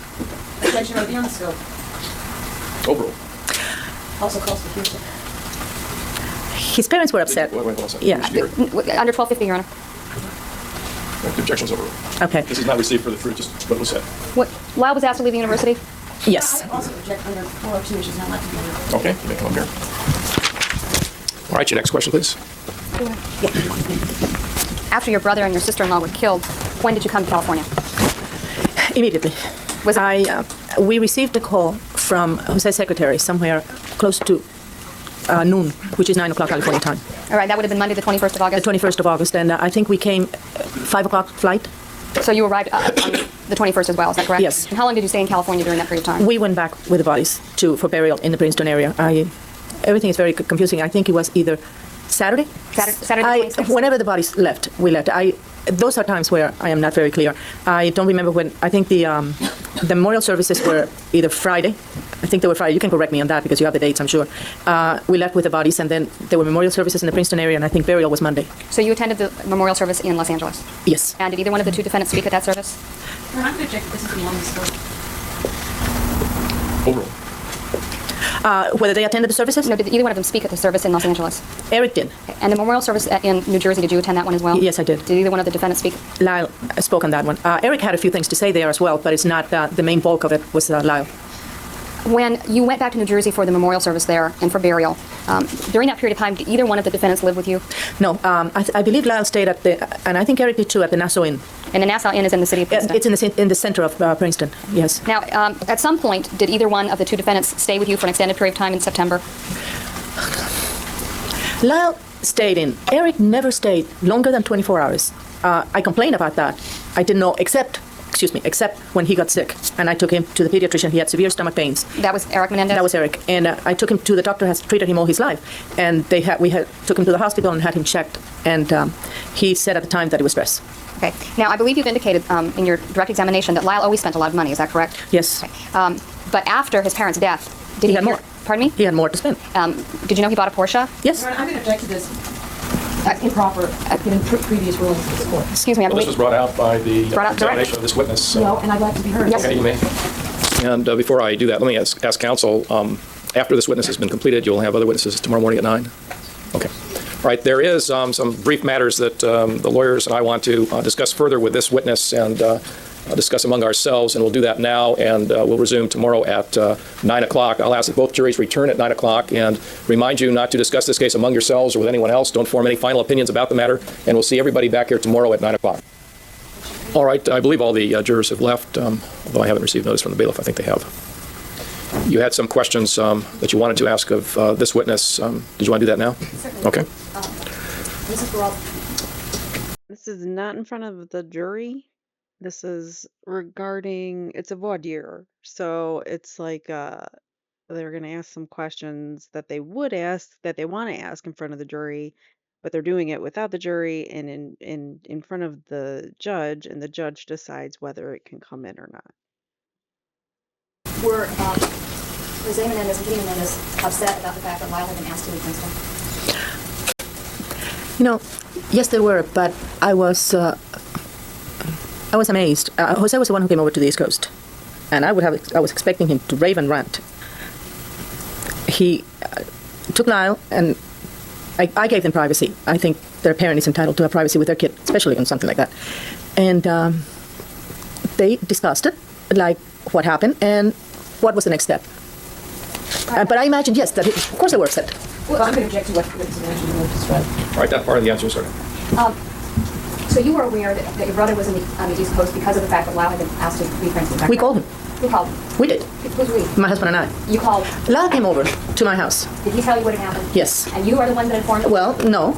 We said Lyle, I think, because he didn't think it was that big a deal. Who?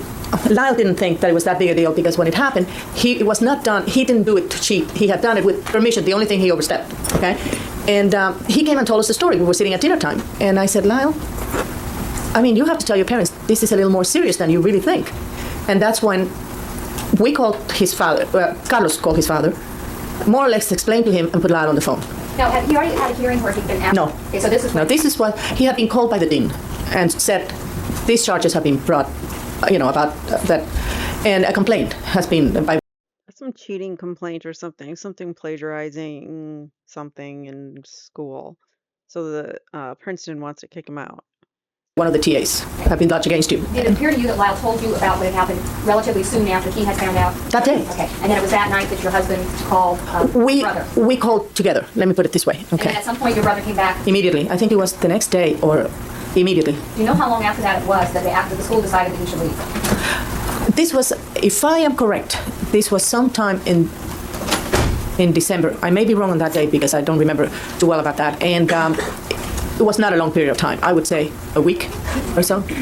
And then you've indicated that your sister-in-law, Kitty Menendez, used to call you every night at 7 o'clock during dinner. While Lal was in school. Okay, now was this before before he was asked to leave or when he had returned? When he had returned. This was the spring of 1989. And so it was at that time that the telephone call started from your sister-in-law? Yes. Were you ever aware of the fact that your sister-in-law knew about what had happened with Lyle at Princeton? In other words, did she ever say anything to you about it? We talked about it, but very lightly. It was something that happened, and All right, so you actually spoke with your sister-in-law? Yes, I did. About the fact that Lyle had been asked to leave Princeton for... well, when we made that call to Jose, it was at home, and it was two parents talking to two parents and a kid there. And she was on the phone as well? Well, I wasn't even on the phone myself. I was listening to one side of the conversation. Okay, I'm sure the conversation took place between Lal and his father and Carlos and Jose. Right. But did you personally ever speak to your sister-in-law about... Yes, we talked about it. She was upset about it, disappointed. But what do you do? I mean... when she called you every night at 7 o'clock and the spring semester started in 1989, Yes. Was she concerned about Lyle? Kitty didn't call me because she said, I am concerned about Lyle. Kitty called me, and we talked about the Calabasas house being redone, about daily life. Never mentioned to me that all the problems that they were having. Never hinted that there was any problem. She just wanted to know how Lyle was doing, how is Lyle, how is school. And Kitty had a way of extracting information from you.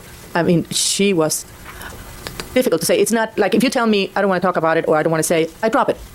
Not kidding. So she would make it... I want to say it's almost like she was delusional. Like, I don't want to hear anything bad about my kids. It's all good. Everything's rainbows and sunshine over here. And let's talk about all the wonderful things going on in our lives.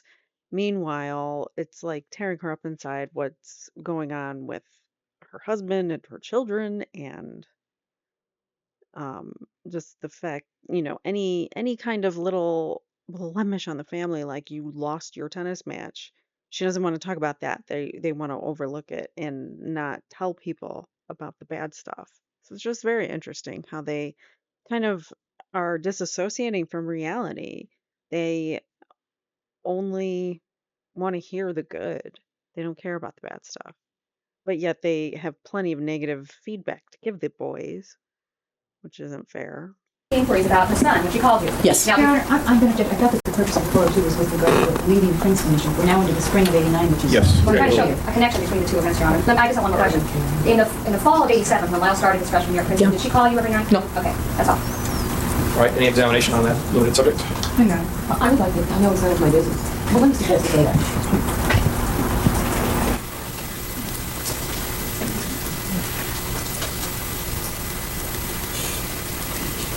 All right, you want to confer about this? No, I just want to make sure none of this happens in front of my jury. That's all. Well, that's something that you can address to the court, not to Ms. Lansing. No, I know. I was asking, suggesting that she wants to deal with it a different way, so it just reinforces that separate and equal. All right, any questioning on the subject? Right. Right. We'll also have the reporter find reference in the direct testimony regarding that one subject.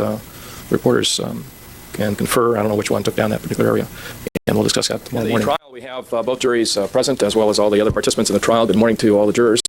Welcome back, and we're resuming the cross. I don't know what he decided. He said, I don't know. He glazed over it. I thought he said overruled, but it says, I don't know. Let's go back and see if he overruled it. On the subject. Right. Right. We'll also have the reporter find reference in the direct testimony regarding that one subject. Reporters can confer. I don't know which one took down that particular area, and we'll discuss that tomorrow morning. In the trial, we have both juries present, as well as all the other participants in the trial. Good morning to all the jurors. Welcome back, and we're resuming the cross-examination of the witness who is on the witness stand. Would you state your name again for us, please? Teresita Baralt. All right. I'll remind you that you're still under oath. Yes, sir. All right. You may continue your cross-examination. Yes. You remember yesterday you were asked questions on direct examination about Lyle Menendez's spending habits both before and after his parents' death. Do you remember that testimony? Yes, I do. I believe you indicated that he always spent a lot of money both before and after. Yes. Did he spend more money afterwards than he had previously spent? Yes. As a matter of fact, did you disapprove of the amount of money that he spent after his parents' death? I was very worried, okay? I was very worried, but I was worried about a lot of things about the children. They were in pain, which was normal. Okay, but yesterday when you characterized the spending Yes. as being a lot before and a lot after, did you mean to imply that it was equivalent or it was the same? Well, no, he had more after. He had more money afterwards? Yes. And he spent a lot of money? Yes. Lyle didn't have much. But that's because he had access to more money. She said he had a credit card with a $6,000 limit. Now he's got a payout of life insurance where he can actually buy like a Porsche or a watch or a restaurant like he always wanted to when his father always controlled the money and would see every purchase he made on his credit card. So now he's allowed to make purchases that he wants and he has access to larger funds. Regard for money. I mean, money didn't mean much to Lyle. But he bought things after his parents' death. He bought things, correct? Yes, and he bought before too. But the things that he bought after his parents' deaths were of a greater, and he bought a lot more expensive. He had more money. And he bought a lot of expensive things, didn't he? Yes. Things he couldn't have purchased before his parents' death. Overall. Overall. He bought the kinds of things after his parents' death that he couldn't have purchased before. Probably because he had more money. After the deaths. Yes. Now, directing your attention to 1987 through 89, let me ask you this. Okay. When your brother and his family moved to California, Yes. How often did you see them per year? Okay. Sustained. All right. How often did you see the family all together? Okay. They moved in August, September. They came at least 3 times before Thanksgiving. They came in Thanksgiving, and they spent Christmas with us. And that was in 1986. And that was in 1986. How about the year 1987? Okay, my father died in 87, so they came for a long time there. At that time, Lyle was in Australia on a tennis tournament. Eric came with them, So it was Eric Menendez, your brother, and your sister-in-law. who came for the funeral, and they stayed like a week, 2 weeks. Okay, I saw them again. You're talking 87. Let me think.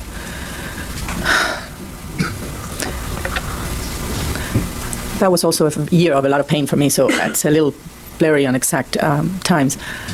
Did you see them at Christmas of 87, do you recall? I think we saw. I don't want to say yes if it's. I'm not sure. I'm not completely sure if Christmas of 80. I know I didn't see them on 88. You did, I don't think I saw them at Christmas per se of 87. I did see them in 86. did you see them at Christmas of 1988? No. All right. No. And so in the fall of 1987, Lyle Menendez had started at Princeton University, is that correct? Yes. And were you ever in his company when his father or mother came to visit? Yes. And I believe you indicated they came on several occasions while he was at Princeton, is that correct? Yes, I did. Jose had a lot of trips into New York, and he always made a point of coming to Princeton to see Lyle, even if it was only an overnight visit for whatever. And on occasion he brought his wife with him, is that correct? Kitty traveled with him very frequently. And that's during this time period that we're talking about of 87 through 89? Yes. So in the fall of 1987, Lyle Menendez was a freshman at Princeton University, and then in the spring of 1988, he was asked to leave. Is that correct? For a year. I think he was asked to leave, I believe, in January. All right. I mischaracterized January, spring, but it was January of 88. Yes. And how did you know that he'd been asked to leave the Yes. university? Yes. Did he tell you? Well, he told me. Jose told me. It was, like I told you yesterday, this happened in my house, so I was perfectly aware of what was going on. Okay. So Lyle Menendez came to you one day in late 1987 and told you that he had some problems at school. Is that correct? Yes. What did he tell you? Objection here, sir. 1220. All right, it's not received for the truth of the matter stated, just to... But then when the defense tries to get some kind of hearsay in for the exception rule, and it's usually objected to and sustained. This is ridiculous. The way that I wish somebody had like a tally of the way that he ruled for this entire trial. I bet you there's one out there because I think it's going to be very lopsided. Just my opinion. reflect the state of mind of the individual making the statement. What did Lyle Menendez tell you? I don't think Lyle, okay, Lyle didn't think he had cheated. He had permission from the teacher's assistant to go and get the notes from his lab partner. So was And he an- did. Okay, so there was so did Lyle tell you that he had been accused of cheating? Oh, yeah. All right. And did you do something, either you or your husband, do something the same day that Lyle gave you this information? Yes, we told him, I said, Lyle, I think this is serious matters. He said, Terry, I didn't cheat. I said, well, they're accusing you. You have to take it seriously. And so he said, I think you should call your parents and inform them of this. He said, but I didn't cheat. I said, but you're accused of it. And that's when we picked up the phone. My husband talked to Jose. I said, I think Lyle has a problem. So talked about it and put Lyle on the phone, and he explained to his parents exactly what he had explained to me. Shortly thereafter, did Mr. Menendez then come to the Princeton area? Yes. Within how many days of this phone call did he leave? I don't remember exactly. I think that I think he came when there was supposed to be a hearing on in front of the Honor Code Society. I don't know. Princeton has their own little formal thing, and he came over for that, and he talked to the dean. Now, when your brother came to see his son, did they ever have any meetings at your house before this academic committee met? In other words, did you ever see Jose Menendez with his son discussing this incident? Yes, I did. Was he angry with his son, or did he appear to be angry? Jose wasn't angry. Jose blamed the university for it. All right. He didn't think, So he didn't express anger towards his son in any way for this incident? no. All right. No, I'm sorry, no. Okay. Subsequent to that, did Lyle Menendez stay out of Princeton University for a full year? You have to. And yes. And then in the I guess it's the spring or the winter term, in January or early February of 1989, did he return to the university? He returned to Princeton, I think it was around the 1st of February of 89. Now, I believe you indicated yesterday that Mrs. Menendez used to call you every night at about 7 o'clock during your dinner hour. Dinner time for us, yes. Was that during his first semester at Princeton or his second semester in 1989? Not as much the first semester at Princeton, because on his first semester, he pretty much stayed in the dorm. On the spring of 89, he stayed at my house. So you had more contact with him the second semester that he was at Princeton versus the first, is that correct? Well, physically he was more there. He was there during the night. But when the first semester, he was there during the day. All right, so your waking hours were about the same? About the same. Okay. Yes. But after Lyle Menendez returned to Princeton University, it was at that time that his mother would call every single night? Yes. Okay. And when he was a freshman, his first semester freshman year in 1987, she called you, didn't she? 2 or 3 times a week. And so by the time of the spring of 89, it had increased to a daily phone call? Yes. I believe you indicated that Mrs. Menendez wanted you to have a key to the condominium in which Lyle Menendez was going to live during his next semester at Princeton. Yes. Okay. And I believe that you indicated that the purpose for you having a key was to determine whether or not Lyle Menendez was living with his girlfriend at that. Was to check on him. Oh, to check on him. But what were you supposed to check? Were you supposed to check to see? That specifically, Jamie was not living there. Okay. And at the time, he was approximately 21 years old. Is that correct? He was 21. And his parents didn't want him living with his girlfriend in the condominium. Is that correct? That's correct. Now, I'd like to draw your attention to some of the testimony yesterday about some of the earlier childhood experiences. I believe you indicated at one point that you attended a theme park with Mrs. Menendez. Great Adventure. It was called Great Adventures? And that there was an attraction that Eric Menendez did not want to participate in. Yes. Remember that? Now, could you describe? I've forgotten what it was. Okay, it's like a big tent. And when you walk in, you fall. I mean, there's no balance because you're walking on kind of tubes with air. So it's inflated. You got it. And Eric Menendez wouldn't go inside of that. Is that correct? Eric Like a bouncy house.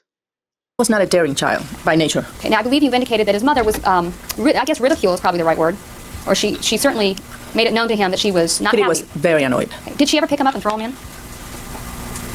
No. Okay, so to express her displeasure, she verbally told him. Yes. Okay. But he didn't go in, Overall. right? He didn't go in, he just cried. I think you indicated he stood his ground. I think that's what you said. Yeah, but by the time he left, he felt pretty bad about it. I mean, his opinion of himself was like, Did Eric cry a lot as a child? I don't think so. We've heard from a few witnesses that have said that he cried a lot as a child, but she didn't notice that he did. So that's interesting. You've indicated that during the period of time when you lived near the Menendez family, when your children were growing up, that you saw them principally on the weekends. Is that correct? What are you talking, Princeton? Or Yes. Okay.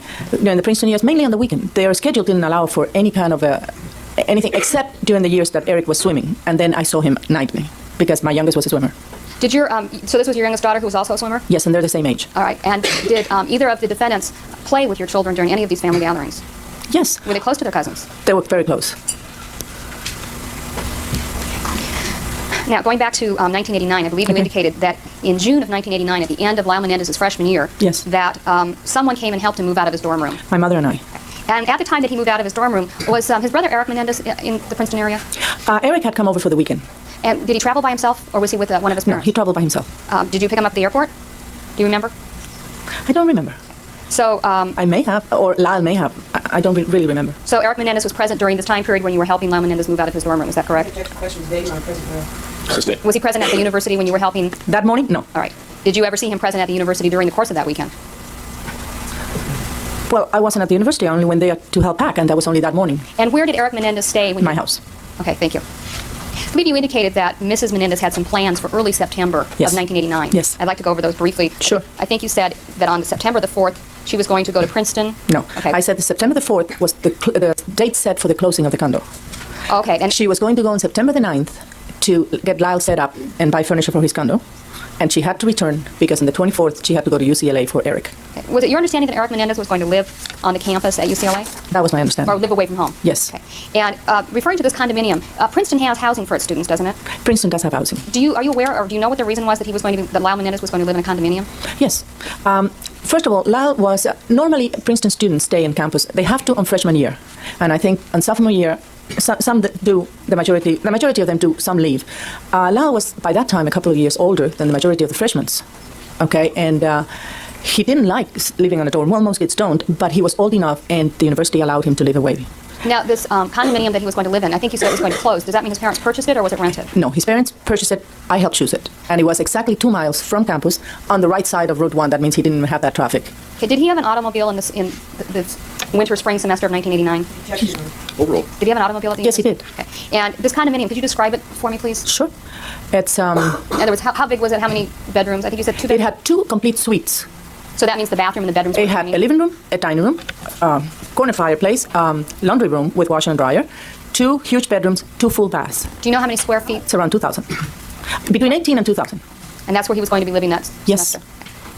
Then I believe you indicated that on September the 24th, Mrs. Menendez was going to have to be back in Los Angeles for the purpose of taking her younger son off to college. Yes, Eric would be staying at UCLA, and that's where she was going. the And do 24th. you know whether he was going to live in student housing there, or was he going to have an apartment, or do you know? No. I think he was living in student housing. That's my understanding. When was the last time that you spoke to your brother before he died, if you recall? Well, we were in constant communication because of the condo. I mean, he had called me and said, I want you to go and help Lyle look for a place to live, which I did. And then Lyle saw this condo and loved it. And then I called him. He said, I want Carlos to go see it to make sure that it was worth it. Let me put it this way, financially. And Carlos went over, and we were in constant communication because we were the Princeton link with regards to the condo and the purchasing and all that. But do you have any specific recollection as to the last conversation that you had with your brother before he died? In other words, do you know if it was within a week of his death, or days, or... I talked to him after he came back from nationals, and I know that I had then left for Bermuda with my youngest child, and the day that I came back, I had a couple of messages from him because he had been in Princeton that day. He had stayed on my mother, and that was a Wednesday before he died, but I didn't get to talk to him. All right, so when you returned... So it was somewhere in early part of August that we talked to him last. And you were aware that the Wednesday before he died, he had spent... He spent the night at my mother's, yes, who lives like an hour away from us. I believe you indicated during your direct examination that you saw a change between Mr. and Mrs. Menendez in the way that your brother treated his wife at some point. And what I wanted to ask you was, when was that you first noticed the change? I noticed it at my father's funeral. And that was in February? February of '87. Did you see Mr. and Mrs. Menendez together again after your father's funeral?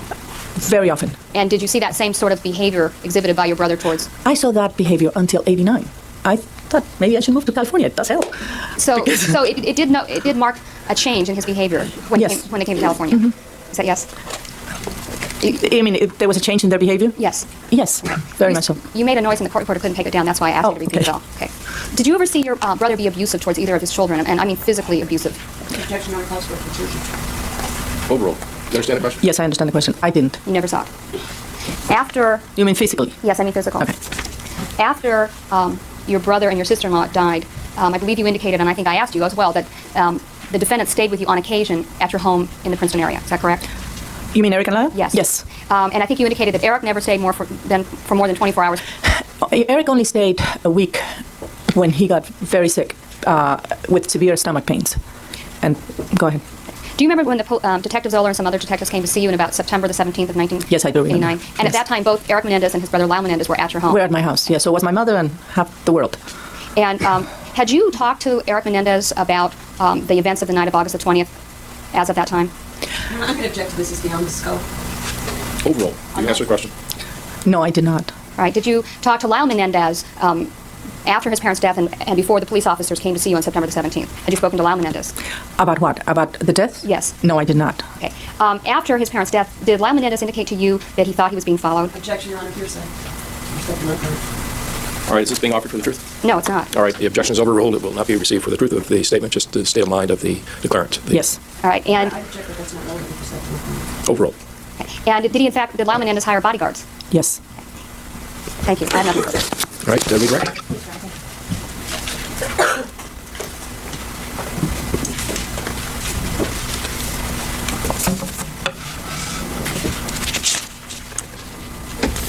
Mrs. Burrell? Yes. Mrs. Bazanik asked you a number of questions, and I'd like to follow up on some of them. Okay. She asked you if your brother had a good sense of humor. Remember that? Yes, he did. Did he tend to get sarcastic? Yes, he did. And was his humor sometimes at other people's expense? That is, they would be the source of the humor or the joke? Sometimes. Did he have Did you see him sometimes tell people false things? Like somebody's got false teeth, or somebody's not supposed to have coffee, or somebody has cancer, and then everybody in the Yes. party would treat that person in a strange way? Yes. So the humor was sometimes at other people's expense. Yes. And could he also use his humor or his sarcasm as a way of communicating displeasure, that he disagreed with people? Like in a discussion, would he get sarcastic if he had a different point of view than you did? Sometimes, but he didn't have to resort to that. He would tell you straight out, In no uncertain terms. in no uncertain terms. And would he do that with his children as well? In terms of telling them pretty straight out what he thought, what he expected of them? I think so. I think he was pretty clear. You were asked whether he wanted the best for his son, and you said, you can't make children want to succeed. What did you mean by that? Well, he, and many parents do in general, you want things for your children, and you want them, and you've never stopped to really think, is that what they want for themselves? And Jose had a tremendous amount of inner drive. That's why he got where he was so fast. Nobody pushed him. He pushed himself. And he wanted his children to succeed. Most parents do, but his was relentless. You know, I mean, it was going to be done, period. And I think he forgot to ask the children if that's what they wanted. You were asked if there's a difference in the way girls are raised versus the way boys are raised, and we were talking particularly about protectiveness. Do you remember? I remember. They had their own ideas of how the difference between raising a little girl and a little boy, which we didn't share. I think a baby is a baby, and there's no sex to it. So an 18-month-old, be it girl or boy, crossing the street yes. is still in danger. They didn't believe in cuddling because you don't want to make this little boy a little girl. Do you know, girls is okay, but in boys, you treat them, a little more business-like. It's not the same cuddling, and we disagree basically on that. Well, do you think there's a difference between a 3-year-old girl and a 3-year-old boy in terms of being exposed to a dangerous dog? No, neither an 8-year-old girl or an 8-year-old boy either.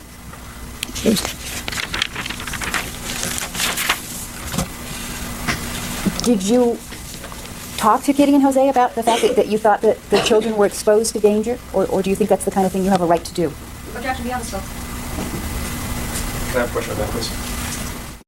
Did you talk to Kitty and Jose about the fact that you thought the children were exposed to danger, or do you think that's the kind of thing you have a right to do? Rephrase the question, please. You talked about the difference in perspective that you have with regard to girls versus boys and exposing children to danger. Did you ever express your concerns in that area to Kitty and Jose? I did. Remember, they thought... All right, you've answered the question. And did they seem to welcome your suggestions? No. Did they make it clear to you whether they wanted your input or not? I don't think they came right out and said it. Remember, they thought I was overprotective. Okay. So it's obsolete what I think, Anything I think, it's just dismissed. The family gatherings, I think you were asked Yes. about family gatherings. Did the kids like to go to family They gatherings? loved them. I think they loved them more than any other kid in the room. Did they get to play with other kids there? They loved Which kids were talking about first? mine, Martha's, Okay. and Carlos Menendez's. Did Lyle and Eric like going to the family gatherings? They loved it. And is it Lyle and Eric you were talking about who loved it more than the other kids? Yes. They seem to be really happy they're playing with the other They children. love family. That's one of the comments that Lyle always made when he came to my house. I have a very happy family, and it's always full of young people. Don't ask me why. I haven't experienced the empty nest yet. Because he's in an environment where he's free to be a kid. Both of them, they're free to be kids. They're free to have a little more leeway because they might be able to get away with more things because Jose and Kitty might be, preoccupied and they might be able to get out of their sight for 5 minutes because it doesn't seem like they have much freedom or autonomy in their lives. So a family gathering is like, hey, I can detach from my parents for a few hours and that'll be great. But he loved coming over, and more so than any other child. Did that cause problems with Kitty, the fact that he loved being at your house so much? Objection, Vegas time. When he was a child, was there some resentment because he was so happy at your house? Well, when he was a child, he wasn't brought us over as when he was able to drive and come over. When he was a child, they didn't bring him as often as when he was able to drive, and then he was there all the time. And okay, so was there some resentment at that point once he could come over on his own? I think so. Yes. were asked by Mrs. Bazanich about the situation in which Lyle was accused of cheating at Princeton. Yes. And he was subsequently suspended for a year. Is that correct? Yes. And your understanding is that it had something to do with him borrowing some lab notes and turning in work based on somebody else's lab notes. Is that Yes. generally correct? Yes. Yes. Now, when Jose and Kitty were told about this, you said that Jose flew in. Is that correct? Yes. And was he there to reprimand Lyle, or was he there to make sure Lyle stayed in Princeton? He was there to make sure Lyle stayed at Princeton. I think the main issue was forgotten, which was that there was cheating involved. Your Honor, I move to strike. I think that as being unconstitutional, as being speculation. Sustain the answer, sir. Did you sit in on conversations with your brother with regard to this issue? With regard to the Princeton? I don't remember that. I remember him being there. I remember being talked about it, but I don't remember sitting with him. Okay, but you remember hearing him talk about the situation, is that Yes. correct? Was Yes. his concern over the fact there had been cheating, or over the fact that his son was going to be thrown out of Princeton? Sustain. Based on what you heard, was the concern because his son had cheated, or was the concern because he was going to be thrown out of Princeton? Because he was. Objection, sustain the answer, sir. It's based on, I asked what she heard. The way you phrased it. Okay. Did you hear Jose Menendez say whether his concern was that Lyle had cheated, or his concern was that Lyle was going to be thrown out of Princeton?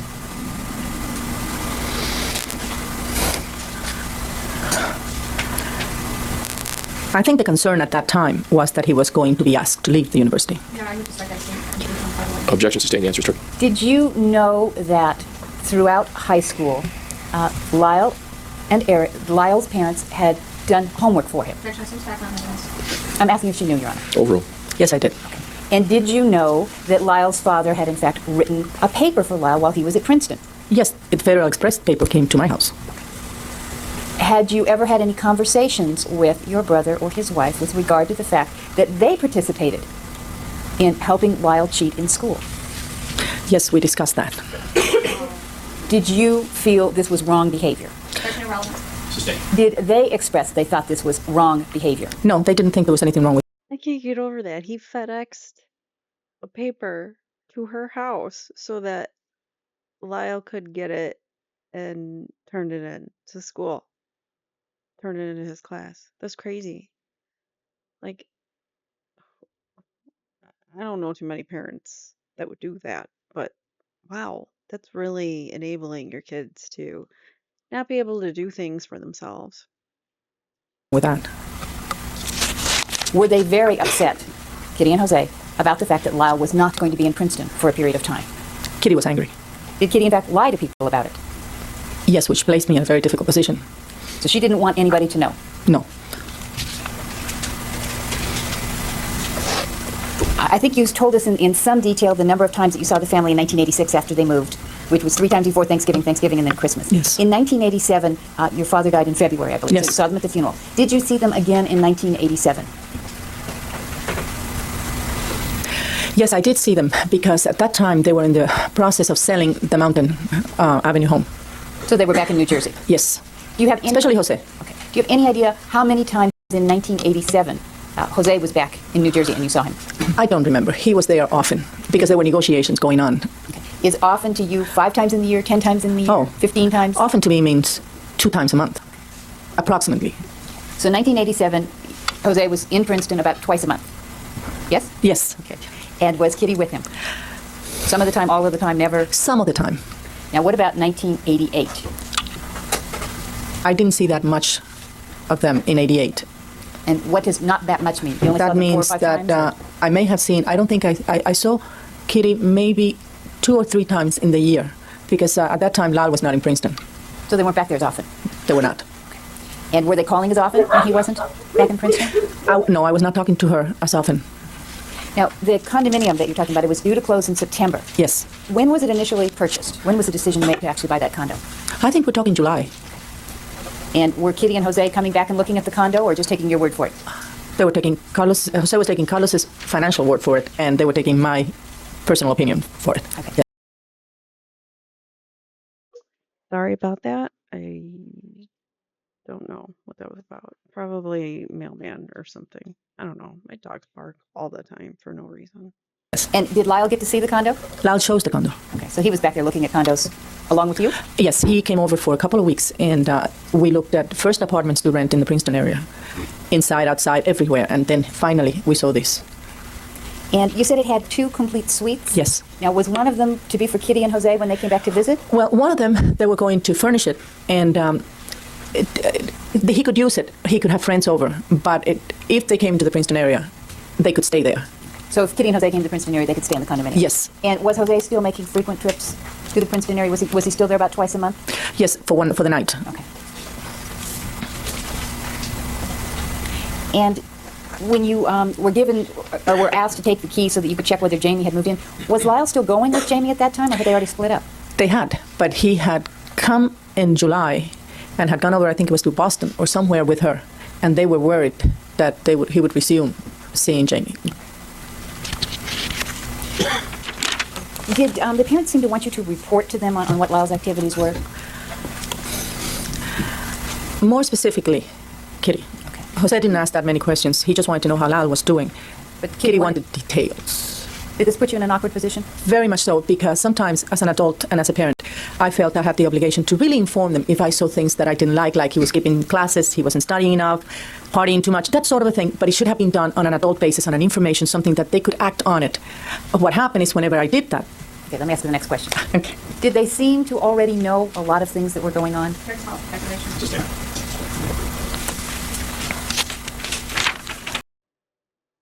Are we implying maybe they were like checking up on the boys or had like private investigators checking up on the boys? Somebody somehow maybe monitoring their phone call? I don't know. Like, how would they have known what was going on? So bizarre. But I wouldn't put it past Kenny and Jose to be somehow like bugging their own child's dorm room just to find out what was going on in their life.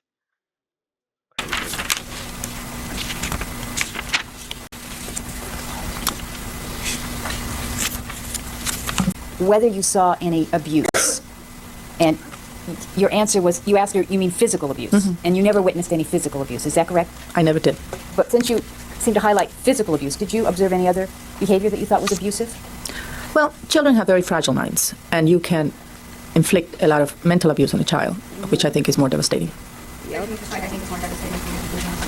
Sustain that portion of the answer straight. And is that the type of abuse you think you saw? Yes. I'm looking for that. Any examination on behalf of Eric Menendez?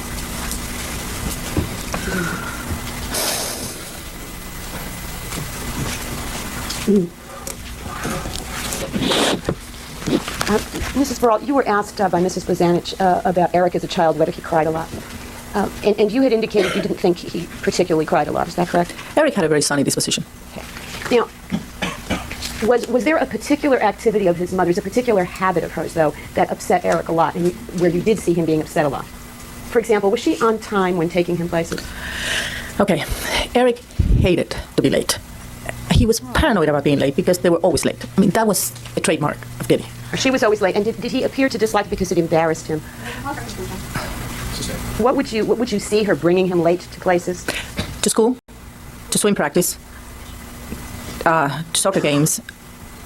I remember one day I was supposed to drive, and I was driving Eric, and the whole trip was, on Terry, if I'm going to be late, I won't go in. On Terry, I'm not going to be embarrassed like that again. On Terry. I said, Eric, you're going to be on time. I'm driving you. He said, on Terry, I'm warning you, if I'm late, I'm not going in. I mean, the whole trip, this is rare on a small child. So he seemed very anxious about being late. Very, very. And yet you saw his mother making him late all the time. Because Kitty was always late. And did she try to make up for this by always driving too fast?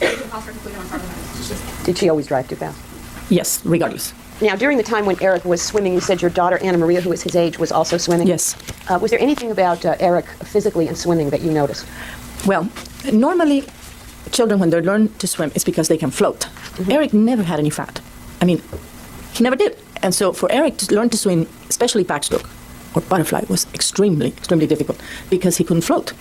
And his body would sink. Yes, he would sink or swim the backstroke sitting down. And of course, that was not. These kids were going to stroke clinics, and he was like he couldn't learn. It was nothing. Had nothing to do with that. It had to do with the fact that he couldn't float. Did he appear to be physically comfortable with swimming, with being wet? He hated it. How could you tell?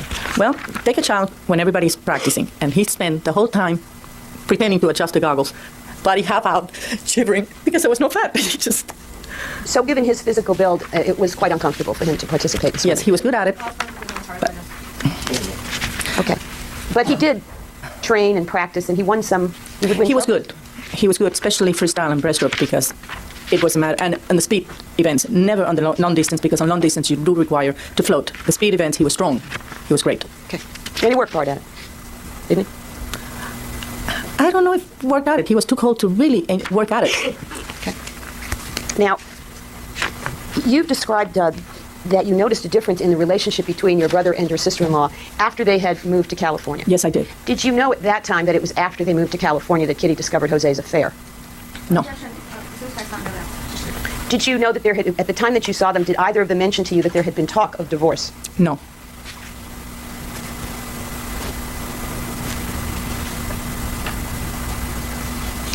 Kitty never told you about the affair, is that right? Never.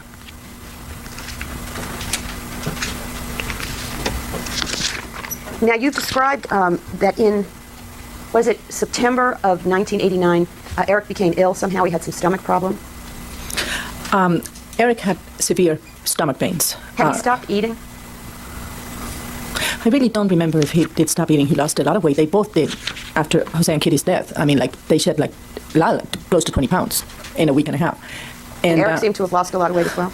It's hard on Eric to see on Eric because he's always so thin. But yes, he didn't look in good shape. And he was with severe stomach pains. And then, of course, assumption on our part, they were in pain. Okay, so you took Eric to the doctor? Yes, I did. And was this the same doctor who had been his pediatrician? Throughout, since he was 6. And that doctor did an examination of him, correct? Yes. You were asked about the incident at the amusement park. Do you recall when Eric refused to go into this attraction, do you recall his mother calling him a coward in front of you and in front of your girl, Anna Maria? A coward, yes, that was used, yes.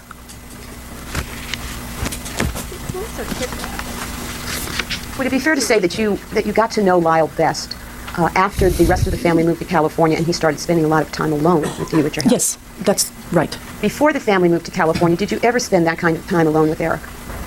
No, I did not. He came over, but it was not the quality time. And would it be fair to say that most of the time you saw Eric, until his parents died, he was with one or the other of them, or in a sporting activity? Yes, I would say that's correct. After your brother and sister-in-law died, did Eric appear uncomfortable to be at your house? Yes, Eric appeared very uncomfortable to be near the family members. And is this during the period when he never spent more than 24 hours in your house? That is correct. And did that include Christmas of '89? He came, I believe, the 24th and left the 25th. I have nothing further. Are we thinking maybe Jose didn't let him stay far from home? That's what I'm thinking. I think Jose didn't let Eric stay away from him longer than a night, potentially. Because why else? If you have a sanctuary to go to, why not use it? Why not stay longer? I don't know. Amy Cross.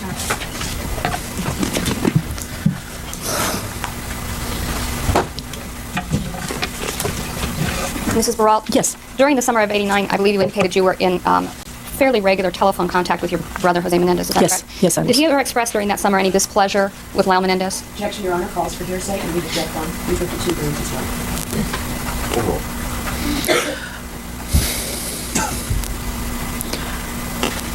I think he was upset.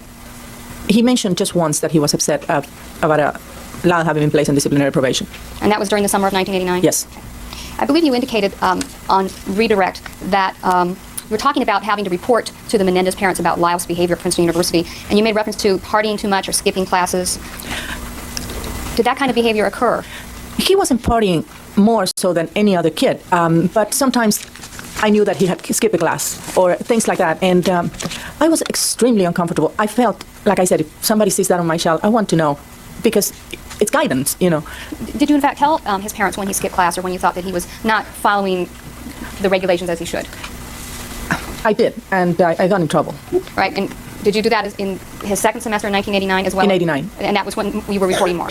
That's when Kitty was calling on a daily basis, trying to extract information. Now, I believe that you indicated as well on redirect that your brother had drive and that he pushed himself that he was relentless. Do you remember saying that? Yes, I did. How old was your brother when he came to this country? 16. And do you know where he lived when he got to this country? Yes. He lived in Cunningham, Pennsylvania, which is a suburb of Hazleton, with Carlos's family, Carlos being... my husband. So your parents weren't here at that time, is that correct? My parents were not. And did he have to complete high school at that time? He finished his senior year in high school, graduated from Hazleton High School, and then came to live with us. And then at some point he started college, is that correct? Carlos's father was a university professor at Southern Illinois, and he arranged for a scholarship for Jose. During the period of time that Jose Menendez was at college, did he also have to work to support himself? Yes, all the time, always. And I believe he was about 19 years old when he married Mary Louise Menendez. He had just turned 19. And then he graduated from college, I believe you indicated in 64 or 65. It's either 65 or 66. I don't really remember, because this is not a graduation that we all attend. This is something that you do, you work, you get your degree, and not a big deal. Okay. Now, skipping ahead to Yes. when Lyle was at Princeton University, was Lyle an athlete? In other words, did he participate in athletic events at the university, to your knowledge? Lyle was a top tennis player. And did he play tennis at Princeton University? Yes, he did. During the year of 1988, do you know where Lyle Menendez was living while he wasn't at Princeton University? I believe it was in Alabama. During the entire year of 1988? Okay. Let me get this clear. 88, first semester, I believe he was in Alabama with Jamie. During the entire year?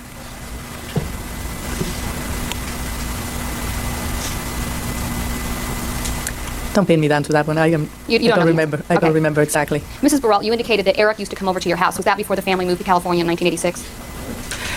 In the year before they moved, like between 85 and 86, would Eric Menendez come to your home? Not as much. By that time, he was 16 years old. No, not really. In 86, Eric was 15. When they move at 15, and you don't drive there until 17, remember? All right, so how far away from the home did you live? I lived 15, 20 minutes by car. Okay.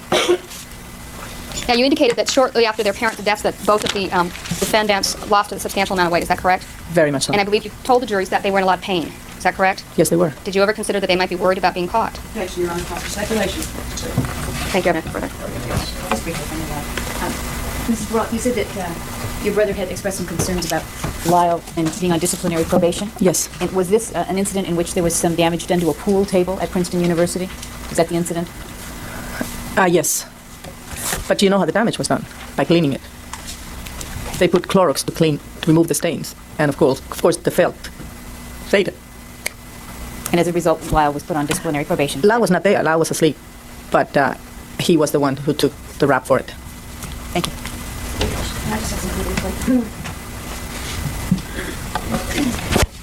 You were asked by Mrs. Bozanich to describe some aspects of your brother's life when he first came to this country at 16. Yes. Your brother had not been pushed or pressured in your home, had he? Never. In fact, he was totally indulged and spoiled as a child, was he not? Yeah, you could say that. And when he was going to high school, he wasn't being forced to practice tennis 6 hours a day. No, well, he didn't play tennis. He was a swimmer. And he wasn't being forced to practice swimming. My parents weren't there. Whatever he did because it came from his inner drive. Yes. Thank you. I have nothing further. Thank you, Mr. Denver. Excuse me. Thank you, sir. You're excused, but you can't be called. She looked so relieved to be off the stand there. She was not happy. And these poor witnesses have to sit through 3 attorneys, not just 2, but 3. So they have more questioning than a regular or in a regular trial where you don't have 2 separate juries and 2 separate attorneys for the defense. All right, so up next we have Emmanuel, I'm gonna probably say it wrong, Zlatolo, who is a neighbor. So let's hear from Emmanuel. Back unnotified for Okay, very good. Emmanuel David Zlotlow, Emanuel David, Z like a zebra, Lotollow. Mr. Zlotlow, in August of 1989, where were you living? So, Is that in the city of Beverly Hills? yes. Mr. Burke is putting up a chart, which I would like marked Exhibit 200 for identification. All right. Shown to the district attorney. That's a chart or a map of streets. Yes, Your Honor. Thank you, Mr. Burke. Mr. Zlotlow, would you take a look at the chart that's been marked Exhibit 200 and see if you recognize Yeah, I'm what's on on there? Twist a little, I can't see something. Okay, you can. Here. All right, I got it. There's a pointer over there if you're going to need him to point to anything. Thank you, Your Honor. Can you see it all right from where you are? Yes, ma'am. Okay, here's a pointer if you need it. All right. Right, does this appear to be a map of the area in which you live in Beverly Hills? Yes. Okay, and does it show your house at 713 North Maple Drive? Yes. Okay, could you... So this house right here says Menendez. The whatchamacallits are in the way. So right there it says Menendez, I believe. It's very hard to read. And then here it says Letlow, or however you pronounce it, down here. So they're on opposite, their faces face opposite directions, and their backyards are up against each other, but they're not quite, they're like two houses away from one another. So Could you point to your house? And is Zalotlo written in green where your house is? Yes. Okay. Now, are you familiar with Elm Drive in Beverly Hills? Yes. And where's Elm Drive in relation to Maple Drive? 1 block west. It's right there. And between Elm Drive, the houses on Elm Drive and Maple Drive, is there an alley? Yes. Okay, and is that an alley that is shared by the houses? Yes. Could you point to the area where the alley is on the map? Right through here. Okay. Are you familiar with 722 North Elm Drive? Yes, vaguely. Okay. And can you see if you can find 722 North Elm Drive on that map and point to it for us? Right, and that's a place that has Menendez written on it, correct? Correct. Right, now, getting back to August 20th, 1989, were you at home in the evening? Yes. And where, say between 9 and 11 that evening, where in your home were you? In my bedroom. Okay, and where is your bedroom? Located at the rear of the house. Now, when you say located at the rear of the house, is that, could you point on the map as to where in your lot your bedroom would be located? Right about there. Okay, about midpoint in the area? Yeah. And were you alone or were you with anyone else? I was with some friends. Who were you with? What are your friends' names? It was my girlfriend and 2 friends from Las Vegas. Okay. Now, your bedroom faces in what direction? West towards the alley. All right. So it faces actually towards the back of Elm Drive, correct? Yes. What were you doing? You said you were watching TV. Do you remember what you were watching? Yeah, James Bond film. What was the weather that night, if you remember? I recall that it was warm. Okay. And do you recall whether or not the windows in your bedroom were open? Definitely they were open, all of them, because it was really hot that day earlier. Okay. During the time that you were watching the James Bond movie, did you hear anything unusual? Yes. And what did you hear? A series of popping sounds.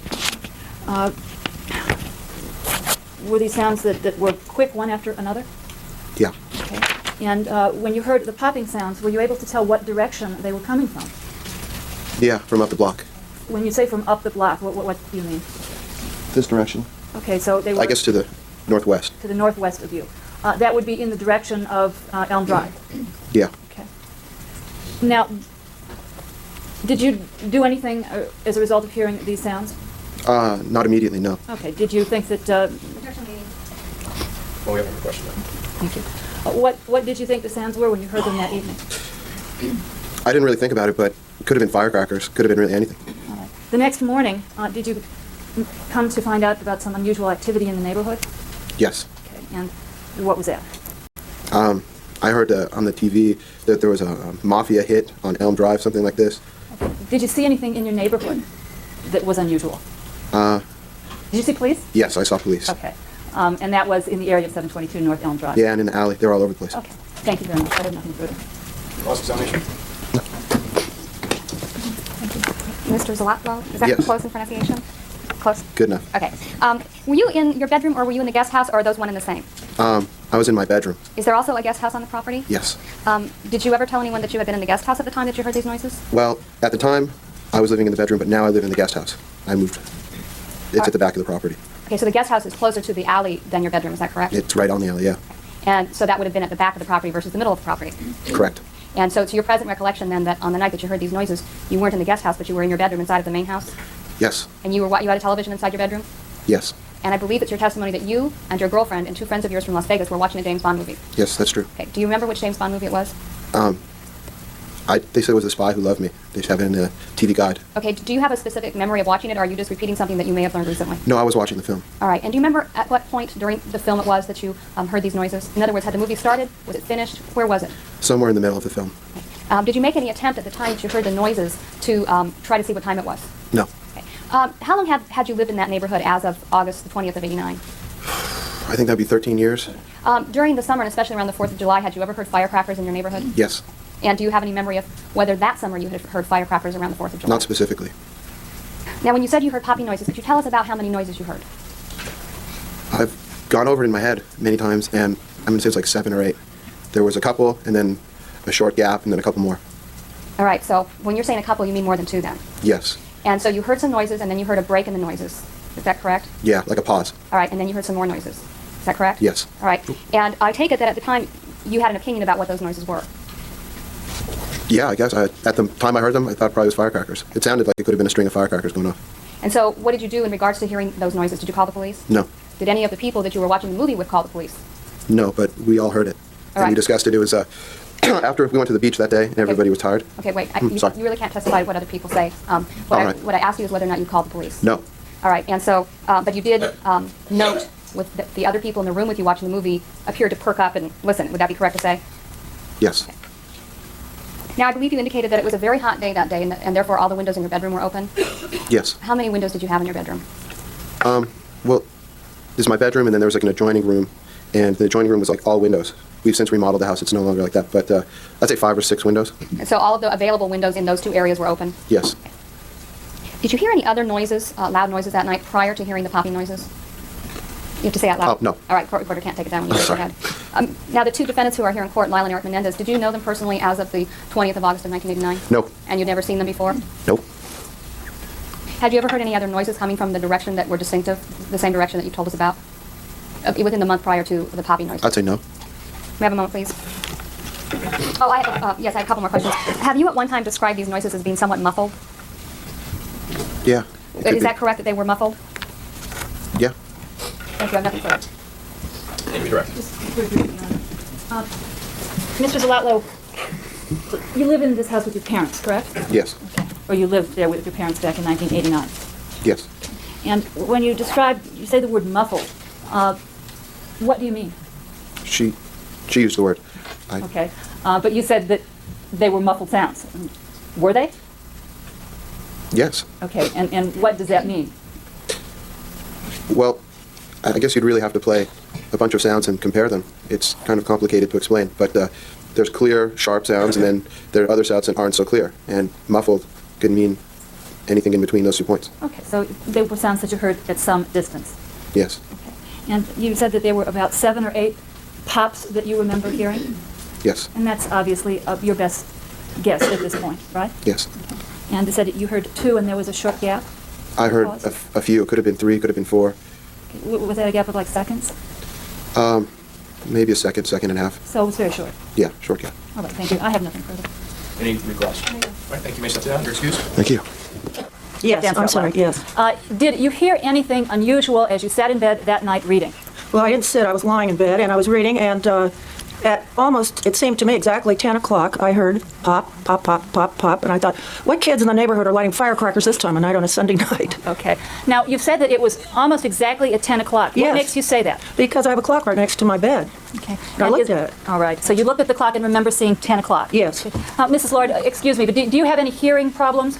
Yes, I do have hearing problems, corrected by hearing aids. Okay. And when you were in bed reading on August 20th at about 10 o'clock, were you wearing your Yes, I hearing was. aids? Mm-hmm. And you described the noise as pops? It sounded to me like firecrackers, pops, yes. Okay. And these were a number of pops that you heard A last regular pop, pop, pop, pop, and I can't tell you how many. I never counted them, of course. Okay. If if those noises that you heard were to be described as a boom, would that be accurate or inaccurate in terms I of think what that's you heard? inaccurate. Okay. All right. Thank you very much. I have nothing further. Cross-examination? That's okay. We're shifting.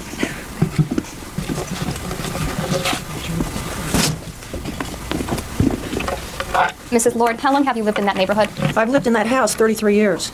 I And- lived in another house on the street before that. All right, so you've lived in that house for 33 years? Is that yes? That's how I know about firecrackers, because my children used to light them once in a while. Okay, so prior to August the 20th of 1989, you had heard firecrackers in your neighborhood, hadn't you?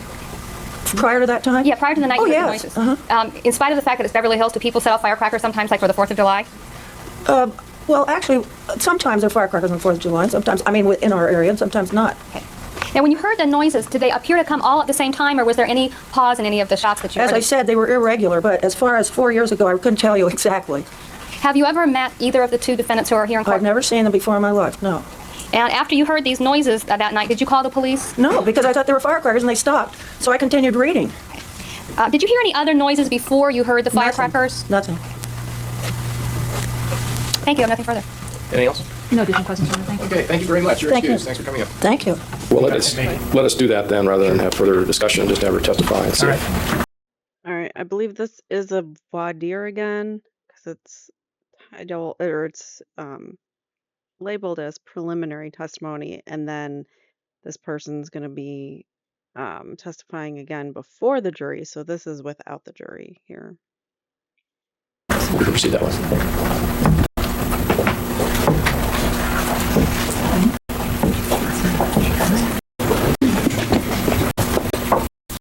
Swear that the testimony before the cause now pending before this court should be the truth, the whole truth, without the choice after that? Yes, I do.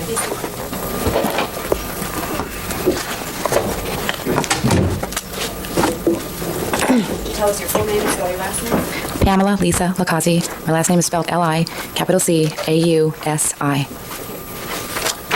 Ms. Lacazzi, did you work for an individual named Richard Klein back in 1987? Yes. And did Richard Klein had a group called Intercontinental Group? Was that the name of the business? Yes, it was. What was your role in that business? I was the executive assistant, secretarial, among other things. And what were your duties and responsibilities? I interacted with the clients, and I also helped get new clients.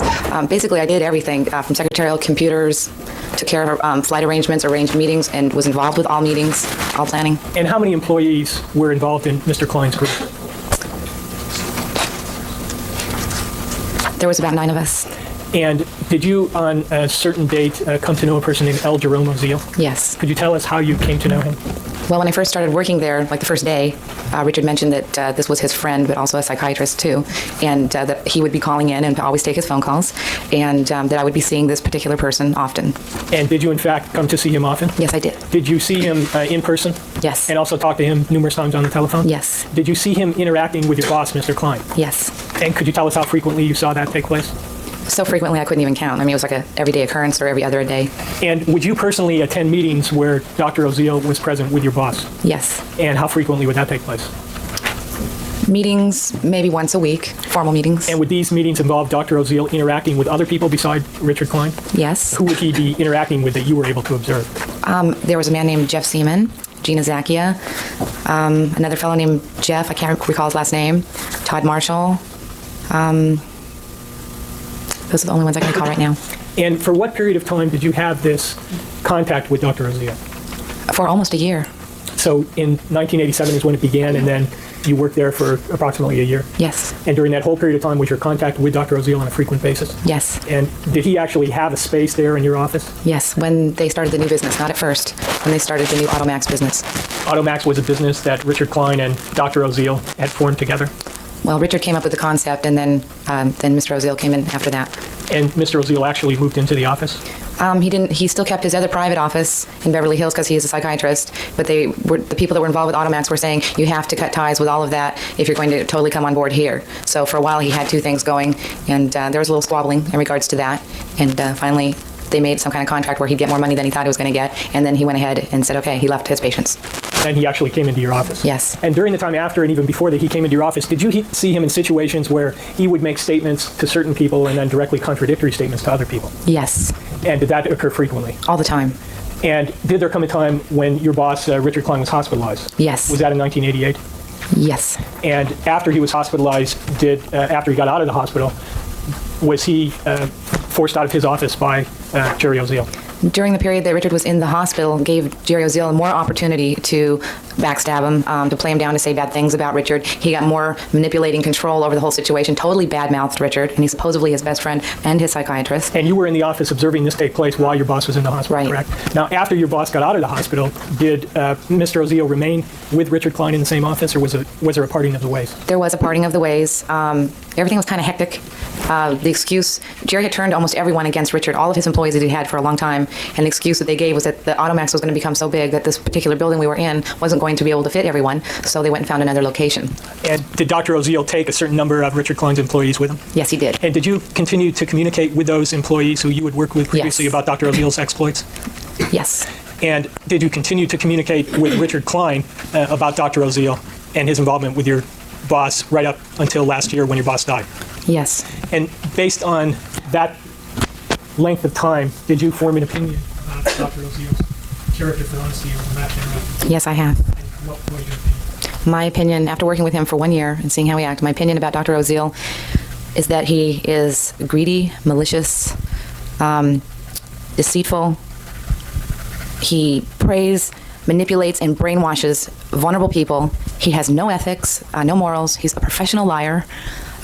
He makes David Koresh look like a saint. He's scary. He really scares me. And would it be fair to say, based on what you just said, that your opinion is that he is a dishonest person? Very dishonest. And do you also, based on your David Koresh, if you don't know, was a cult leader. He created the Davidians or something like that. And yeah, she's comparing Dr. Oziel to David Koresh. That's interesting. contact with him and talking to other people who know him within his circle of friends, are you able to testify what his reputation is for honesty or the lack of honesty in his business circle of friends? Yes, I'm able to do that. What is his reputation? His reputation is one for being a snake, backstabber, liar. Can't trust him. Thank you. That's all. That would be the offer of proof. Really. Cross-examination? Yes. This is not in front of the jury, unfortunately, and I hope she says the exact same thing the same way when she does get to go in front of the jury, because that was how you decimate a witness who's not reliable or credible. That was great. And he did it in under like 5 minutes. It was awesome. With whom have you spoken about Dr. Oziel's reputation? Pardon me? With whom have you spoken about Dr. Oziel's reputation for these character traits that you've just told us about? Richard Klein, Who else? Gina Zacchia, this other person named Jeff that I can't recall his last name. There was Karen. Were these all people that were involved in Mr. Klein's original business? Yes. Okay. And at some point, Mr. Klein's original business, did it fall apart or did it go broke? Or what happened to Well, the it? tax laws changed, and you couldn't get the same kind of tax benefit for equipment leasing, so they went on to other ventures. But what happened to the business that you were originally hired to work for? Well, it was still ongoing because we still had clients involved, and you couldn't just stop it. We had to wrap things up, and still to this day, some people do get involved, but the tax benefit is not as great as it used to be. Did the business begin to lose money after the tax laws changed? Yeah, it wasn't as profitable. Okay, did it begin to lose money, though? There's a difference between making a profit. I wasn't involved with the accounting department, so I wouldn't be able to tell you exactly yes or no. Now, the people that you then have spoken to about Dr. Oziel's reputation for honesty are all people who were originally involved with you and Mr. Klein in this business of his. Yes. And you haven't spoken to anyone outside of this particular business, is that correct? Well, I've seen the TV, and I've discussed it. When I first saw this on TV, I was shocked when I found out Jerry Oziel was the physician for these boys, because I thought, oh, those poor guys, because I know how he is. All right, but you haven't spoken to anyone else about his reputation? Yes, I have. Well, people who know him? No. All right, so the only people that you've spoken to about his reputation who knew him were these people that you've listed: Richard Klein, Gina, Zacchia, Jeff, and Karen. Also, Elmer and Helen Klein, Richard's parents. Now, Mr. Klein had a drinking problem, is that correct? Yes, he did. And when he was hospitalized, that was for hepatitis, correct? Yes. Which is a liver ailment. Yes. And now the business that you originally were hired to work for, you said there were 9 employees. Were those employees? Approximately. Were those employees that you supervised?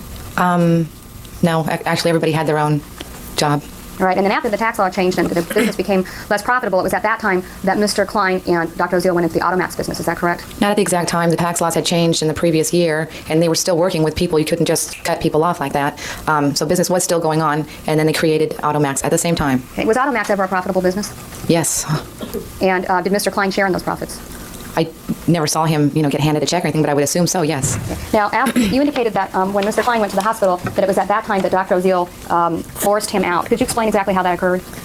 While Richard was in the hospital, I was going back and forth to the hospital, but Jerry would say bad things about Richard, and he would start getting everybody on Jerry's side, talking about can I say profanities? Saying he was an asshole. You need to do that. Yeah. All right. He would say awful things about him and turning all the other employees against Richard, and Richard's totally defenseless in the hospital.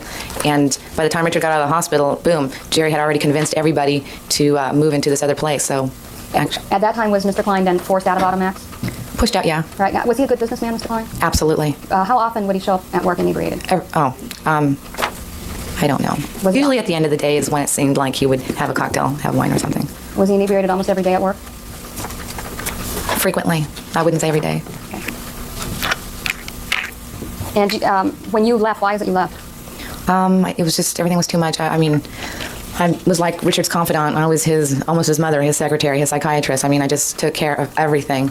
And when he was in the hospital, his parents came out for like 3 weeks. I went out to dinner with him every single night. Just got to the point where there was too much. It was too much for me to handle. I mean, trying to protect this man against Jerry, actually. I was turning into like that codependent type thing. I thought, All right, so you left because Mr. Klein was basically too needy.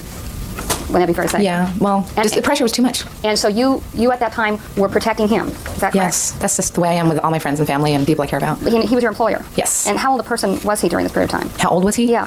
About 45. Okay, thank you.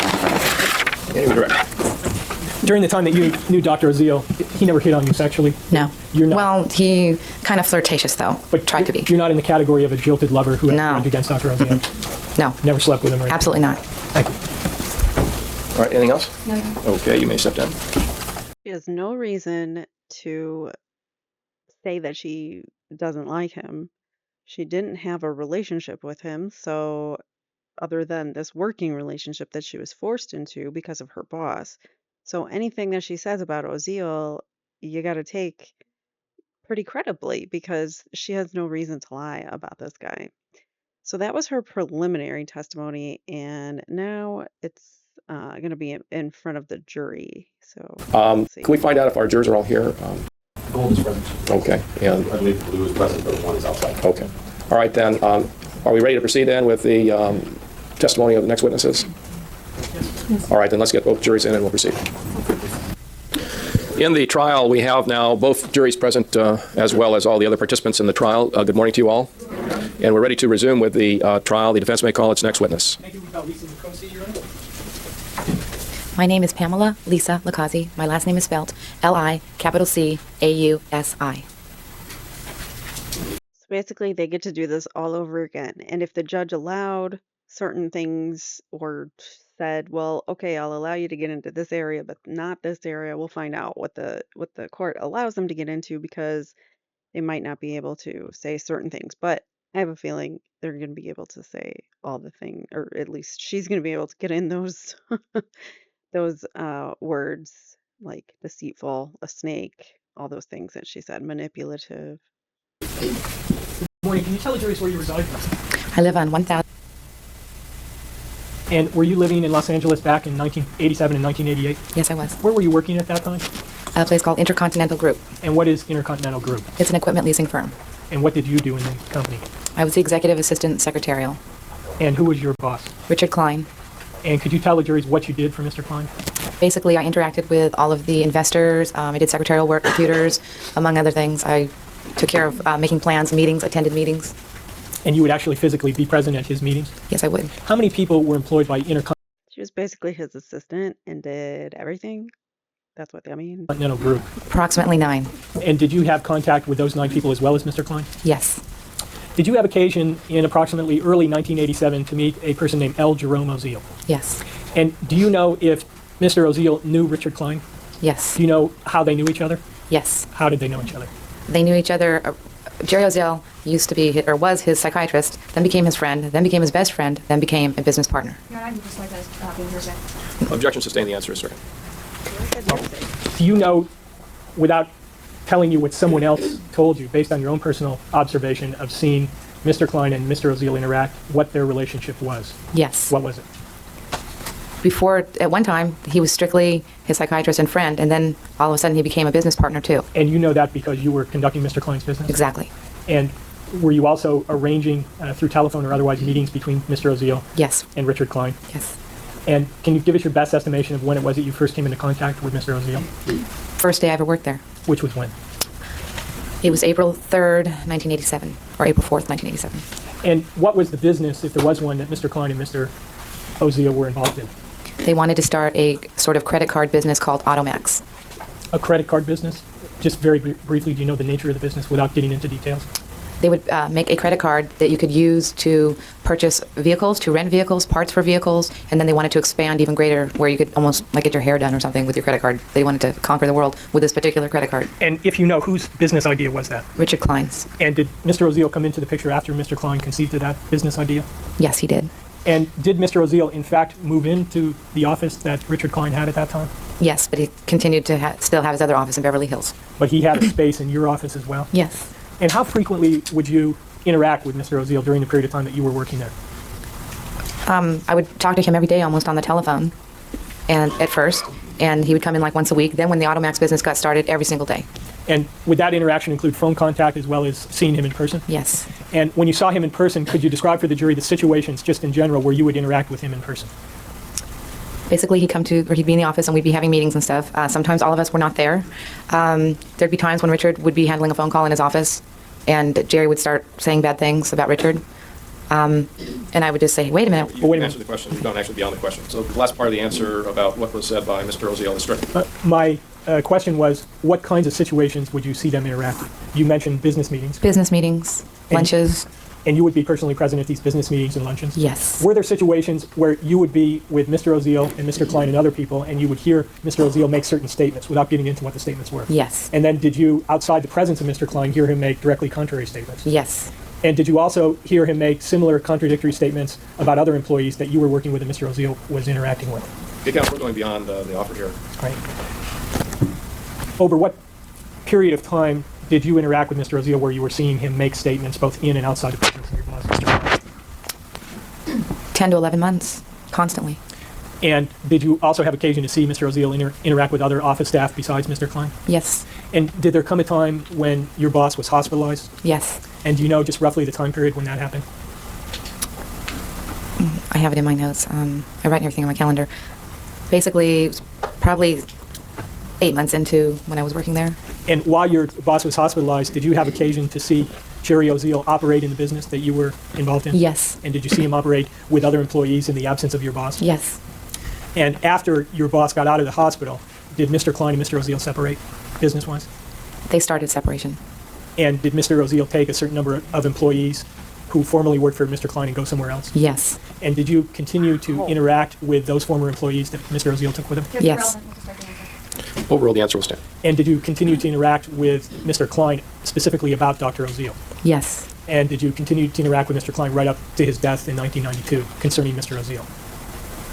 Not exactly up until his death. About All a right, year you've before. answered the question. Shortly before his death? Yes. All right. And based on your contact with Mr. Oziel during the period of time that you were involved with him and your observation of him in various situations, do you have an opinion as to his honesty or the lack thereof? Yes. Could you tell the juries what your opinion is about his honesty or his lack of honesty? He is extremely dishonest. Thank you very much. All right, cross-examination. Ms. McCausey, you were very loyal to Mr. Klein, is that correct? Yes. And Mr. Klein and Dr. Oziel had a business falling out, wouldn't that be fair to say? Yes. And did Mr. Klein have a drinking problem? Yes. And was he almost always inebriated during the time that you worked for him? Frequently. Did you give an interview to the defense investigator in this case? Yes. Would it refresh your recollection to look at that to see the frequency with which Mr. Klein was inebriated? Overruled. May I approach, Well, please? first of all, the question was, would it refresh your memory? Yes.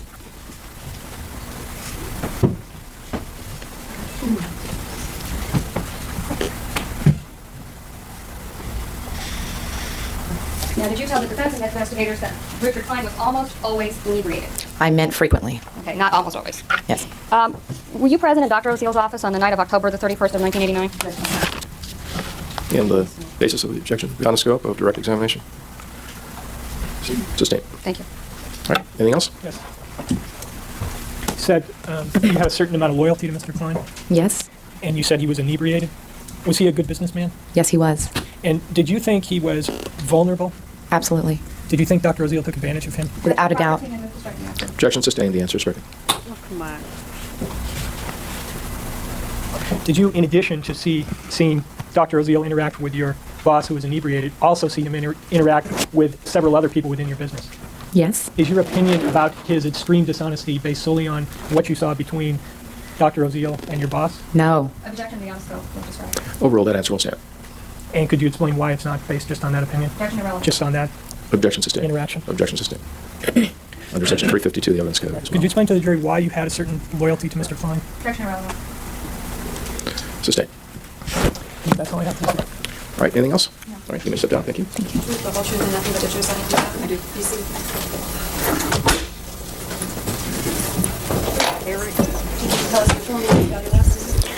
My name is Janet Sorg Stoltzfus, S-T-O-L-T, Z as in zebra, F as in fox, U, S as in Sam. Okay. Mrs. Stoltzfus, what is your occupation? I'm a teacher. And where do you teach? I teach at Princeton Day School in Princeton, New Jersey. And is Princeton Day School also known as PDS? Yes, it is. And how long have you been teaching at Princeton Day School? I taught there from 1978 to 1986, and then spent 4 years in London, and returned 3 years ago, so I'm beginning my 4th year back. And how long have you been a teacher? I started teaching after I graduated from college. I did a year of graduate work. I taught at the Beirut College for Women in Beirut, Lebanon. I taught overseas. My husband and I lived overseas in the Middle East for about 20 years. He was in the Foreign Service. And on and off between raising 5 children, I taught whenever I had the opportunity. Now, specifically directing your attention to the fall of 1985 to the spring of 1986, you were then teaching at PDS, correct? I was. Mm-hmm. And did you have a class in which you had Eric Menendez as one of your students? Yes, I did. He was in my 9th grade Bible class. Okay. Now, tell us what kind of a class the 9th grade Bible class is. I should preface by saying that a year of religion is a requirement at our school. We are not a religious school. We are a secular school, but it is regarded as important. And kids have the option of taking Bible in 9th or 10th grade, or electives as juniors or seniors. The Bible course was described as Bible as a basis of Western civilization, and it was a way of looking at the Judeo-Christian tradition. Okay.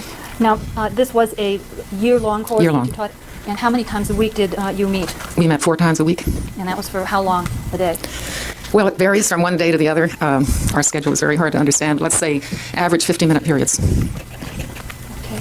And about how many other children were in the 9th grade Bible class that we're speaking of? In that section, I'd guess 15 or 16.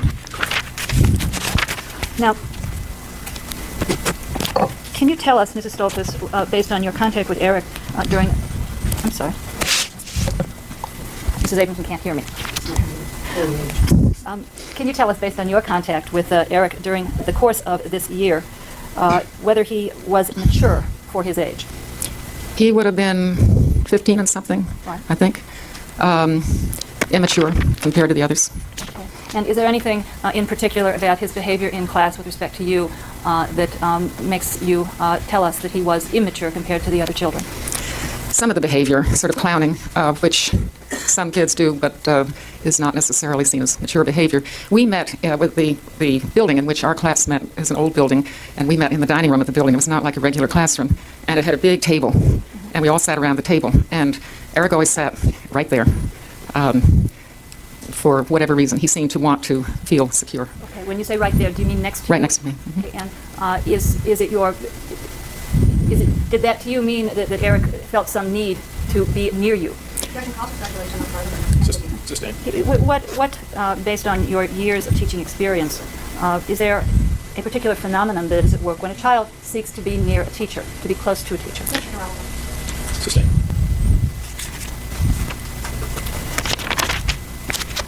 I'm going to show you, Mrs. Stoltzfus, a package of documents that's been previously marked as Exhibit 197, which prosecution has had for a number of days. May I approach now? Yes. I'll show you a package of documents. Would you take a look at those and see if you recognize? These are comments written by various teachers. I see a lot of middle school reports. There are some tabs Oh, all right. on the side of the paper. Would you look at those tabs and see whether or not those tabs show your...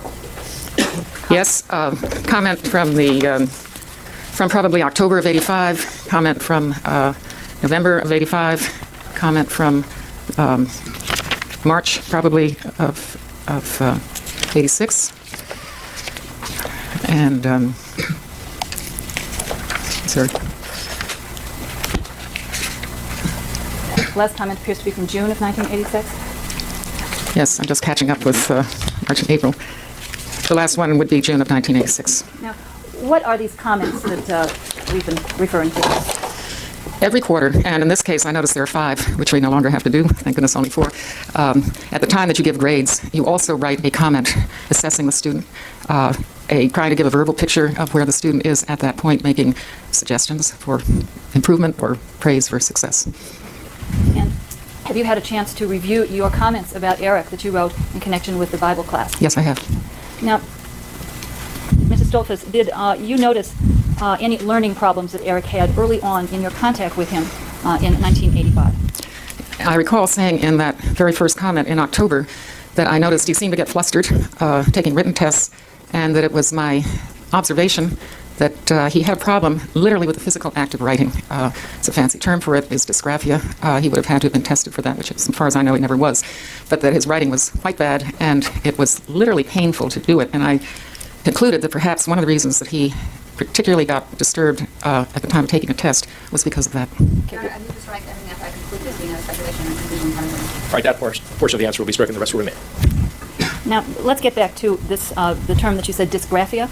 Okay, and that is literally a difficulty in putting your thoughts to paper. Right, and actually physically writing on the page. Was there a difference between the skills that you observed Eric using in class orally and his written skills? Very striking difference. He was excellent in oral discussion. He had a lot of wonderful insights, and he expressed himself very well. Okay, now you mentioned that your first comment was that he became flustered on tests. Can you tell us what you meant by flustered? Well, to me, flustered is sort of sweating a lot and scratching things out and having trouble concentrating while others are moving right along and perhaps not even finishing. Did it appear to you that Eric was a child with a high anxiety level with respect to his performance in school? I would say he was very anxious. Okay. And is there anything else about his behavior in class that makes you conclude that he was anxious? For example, his seating himself. That would certainly be an example of it because a girl might do that, but it's unusual for a guy. And the security if you're taking a test and you're anxious would certainly lead to that. Being very worried about whether the assignment had been done right, taking a test and saying, am I doing this right? And saying, no, we can't talk about that now, that kind of thing. He would say that? He would say, am I doing this right during tests? Is that yes? Yes. Okay. And of course, that's something that students are taught they're not allowed to do during the test. They try from time to time, but he was much more chronic about it. Okay. Now, Mrs. Stoltz, did Eric seem to you to be a happy child or a sad child? Eric struck me as a very sad kid. I never saw what I would call a sense of joy about him. All right. You mentioned earlier that he used to clown around. How do you reconcile your description of him as a sad kid with his clowning around behavior? I would conclude that the clowning around was to get attention, to show that he was one of the kids, when in fact he had, as far as I could see, no particular buddies in that classroom. Okay. He didn't appear to have friends that he would talk to or spend time with during class, no particular friends? No. Did he seem to be lonely? Overruled. He was a very alone kind of person, yes. Now, Mrs. Stoltz, have you had a chance to review at some prior time the comments that were written about Eric by other teachers at Princeton Day School? At the time that I looked over my old ones, I also looked at comments written by my son and by other teachers. My son also teaches there. And I was struck by how often teachers referred to his anxiety. Did there appear to be any pressure on Eric with respect to learning or performance in school? Yes. Do you, what do you mean when you say there appeared to be pressure? He would get very uptight at the time of the test and over deadlines. Were you aware, Mrs. Stoltz, that Eric had an older brother named Lyle who attended PDS? Yes, I was. And are you aware of how Lyle did as a student as compared to Eric? Sustained. Was there discussion among the teachers at PDS about the two Menendez boys and their level of achievement? Sustained. Did Eric appear to be under any pressure because of his following in his brother's footsteps? I would say absolutely. Okay, and was his brother a better student or a worse student? I never taught Lyle. The conventional wisdom was... No, that would be your assessment. Sustained. Was there any discussion among the teachers at school about Lyle's academic achievement? Was that a matter that was discussed? At faculty meetings, one discusses students, and Lyle was regarded as the more achieving student. No, I can strike that as 50%. Sustained. The answer is true. Was there any source of pressure on Eric in terms of performing at school, aside from, were sports a source of pressure? He played on the tennis team in the spring. He certainly put a lot of time into practice. One of my comments, I warned him because he had had a marvelous second quarter, and then the third quarter began to slide away a little bit, and I said, you know, be sure you don't let the pressures of the tennis season get in the way of your academics. Was that in your comment? That was in my comment, in yes. April of 1986? That's correct. And was that a comment that was written actually before the tennis season even began? Probably on the verge of it. Okay, Probably would have started. Okay. And did, in fact, once the tennis season started, did Eric appear to have some added pressure on him because of his involvement in tennis? His performance diminished. Did Eric ever mention to you Lyle's superior performance or reputation as an achiever in school? Eric made it very clear that he idolized his older brother, that this was somebody who was an academic wonder and an athlete of the first order.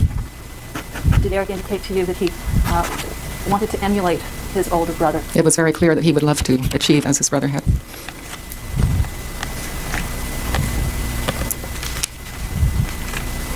Mrs. Stoltz, did there come a time in the spring of 1986, probably around the time during tennis season, where you caught Eric copying from another child's work? Yes. And how did you happen to find out that Eric copied from another child's work? I had given a rather long written assignment, actually to outline the book of Acts, and they had been turned in, and I was reading them, read Eric's, thought this looks good, put it aside, read some others, read another one, and realized that I was seeing words again that I had read earlier. So then I set them out side by side, and it was clear that one was a copy of the other, and the other student was a straight one student, and Eric had been floundering.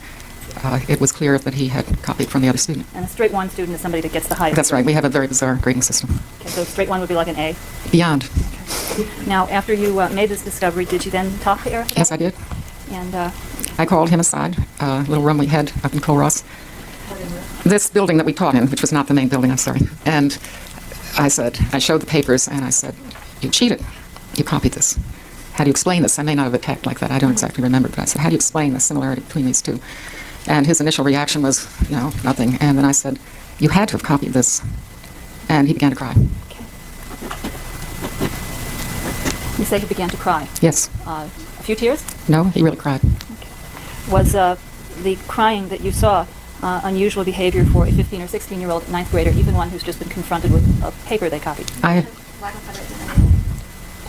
ask a question. I have rarely seen a boy of that age cry over anything. Okay. And did Eric tell you anything about why he copied the other child's paper? He was desperate to get it done.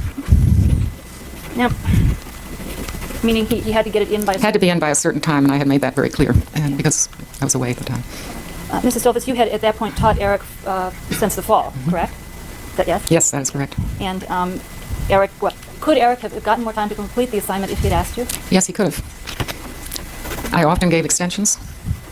He didn't seem to trust what the other kids knew about me, that I would give an extension. Overall, the answer will stand. Was this copying of the other child's paper a particularly clever or sophisticated way of... Doomed to failure. Totally unsophisticated. Did Eric ever have a problem following instructions that you noticed? Yes, often, and this was one of the things that would get him into trouble on a test. He would misread the directions, or on a creative kind of assignment, I gave a lot of creative type of assignments, he would either misread the directions or not follow them, even if sometimes one had gone over them in class. And did you, in fact, mention these problems in following instructions in the comments? Yes, I did. Let me ask you, Mrs. Stoltz, did anyone ever, either Mr. Menendez or Mrs. Menendez ever contact you regarding any of your suggestions in the comments? No, I never heard from them at all. And these comments, again, were sent out to parents? That's correct. Getting back for a moment to the copying incident where Eric copied the other child's paper, was that essentially copying the other paper word for word? Almost word for word, especially as one got closer to the end, except that then he was going so fast, you could see he was under pressure from the handwriting, from the speed, and certain things were dropped out. That there was no attempt to change the structure or the wording, which is why I say it was not a very sophisticated effort. Okay. Now, you indicated that Eric had... He's been shown his whole life that his parents will do his homework for him, so why does he think any differently that he could just get the answers somewhere else when he can't figure it out when he's at school and his parents aren't there to do it for him? Certain learning disabilities that you observed in class. What were your suggestions that you offered in terms of dealing with these learning disabilities? I suggested, I commented on the problem with the writing very early on. I talked about his working on study strategies both at the beginning of the year and the end of the year. It seemed to me that his erratic performance showed very erratic kind of preparation, that he was not familiar with, or at least not doing the kind of organization and separating important things from minor things that you do as you prepare for a test or as you take notes in class. Kids who have problems with dysgraphia often don't take very many notes because, again, the physical act of writing is so painful. Okay. Is there a procedure at Princeton Day School when a child does something like Eric did, copied another child's paper? Yes, it was a primary offense, and he went before the judiciary. Okay, and is that kind of like a committee of people that meet and decide what should happen? It's a committee composed of elected members of the student body representing each grade, and also has faculty members, both permanent and rotating, on it. And does the child just come by himself to the Judiciary Committee, or can there be a parent there? The advisor accompanies the child, and the parent can go if the parent wishes. Okay, and were you, in fact, present there at the Judiciary Committee when they met to discuss Eric's copying the other child's paper? I was present for the first part of the hearing because I was bringing the charge. All right, and was Eric there? Eric was there. And was Eric's mother there? Eric's mother was there. Did Eric's mother make any statements to the committee about what her son had done? After I had brought the charge, she did make a statement. She said, "You have to understand that we were moving, and Eric was very busy." Okay. And is there a particular reason why Mrs. Menendez's explanations to the Judiciary Committee is something that you remember today? Mrs. Menendez, how many Judiciary Committee sessions or meetings had you participated in? I had been a member, as a rotating faculty member, for quite a few years, and that particular year, with 2 other faculty members, I was one of 3 heads. The head had died in the fall, but for this case, of course, I couldn't sit on it. I had seen a lot of parents and not a lot of serious cases. You've answered the question. Okay. The next question, please. And was there anything different about Mrs. Menendez's reaction as opposed to the other parents? Yes. Objection, sustained. The answer is strict. Did Mrs. Menendez comment on the wrongfulness of what Eric had done? Not at all. She never said he did wrong? She never said he did wrong. Did it appear that she had any perception that this was wrong behavior on the part of her son? Objection calls for speculation. Sustained. At the time Mrs. Menendez appeared and said that you have to understand we were moving, Eric was busy. Was he there? Yes, he was. Okay. And Eric remained silent, correct? Remained silent. Next, have a moment, Your Honor. Sorry. Mrs. Stolfus, you indicated that you first confronted Eric about this behavior. Did Eric admit or acknowledge that he knew that what he had done was wrong? He was scared. He was terrified. He didn't discuss that. He didn't tell you what he was scared and terrified of? No. One last question, Mrs. Stolfus. Did you like Eric as a student in your class? I was very fond of Eric. Very fond of Eric. Thank you very much. I have nothing to say. Ma'am, in regards to this incident you've just testified about, I believe you indicated that when you confronted Eric Menendez with what your suspicions were that he cried. Is that correct? That's correct. Did you feel sorry for him when he cried? I felt compassion, yes. In spite of the fact that you felt compassion, you still reported the incident. Is that correct? Of course. Why? Why? Because one always does. And why? Because it was a violation of the honor code. Are the students at Princeton Day School supposed to abide by the honor code? Yes. And are they supposed to be held responsible for their actions in violation of the honor code? Yes, they are. I believe that you've indicated in the records that you have in front of you that there are 5 separate notations that you made throughout. In this particular year. Yes, and that was the only year that you taught Eric Menendez. That's correct? right. In the first 3 of those reports, it appears that the reports are favorable. Is that, The first.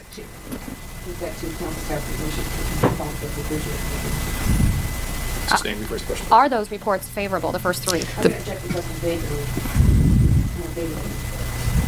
Okay, would you consider those reports to be positive reports rather than negative reports? May I just say, the very first one was written probably less than 6 weeks into the school year when you do not know a student very well. It is not my style as a teacher to be negative about students whom I don't know very well, although I do try to identify a potential problem which I saw in his handwriting. The second comment was very positive. He'd had a fine quarter. The third comment, I may be out of whack on these, or perhaps it was first, second, third comment was the one that he got a 2. The second time he got a grade, he got a 3, he got a 2. And that was very strong. He had done good work on a test. He knew he was organized and prepared, and that was the one time he really came through like that. Now, the test that he did well on in reference to this, I think you said second quarter, was that a test that was taken in class? Yes, it was. Were all of the tests taken in class, or were any of them the kind where you can take them home? No, in those days they were taken in class. And so the third report was a positive report, correct? On the basis of 5, yes. All right. And then, I think. And then in April, there were 2 reports after the third one. That's right. There were 2 reports in the second semester. Okay, and one was in April and one was in June. In June. I believe that in the notes and also in your testimony, those reports coincided with the advent of the tennis season. The first of those 2 would have been at the very beginning of the tennis season. It was probably 2 weeks after spring break.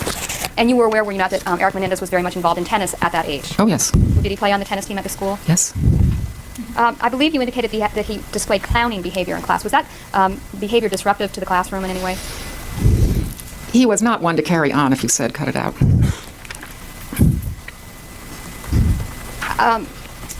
The incident that you've referred to in which he copied another student's paper, did that also occur after the April, or after the onset of the last? It was probably at the beginning of May. Okay, so it was after the onset of tennis season as well. Is that yes?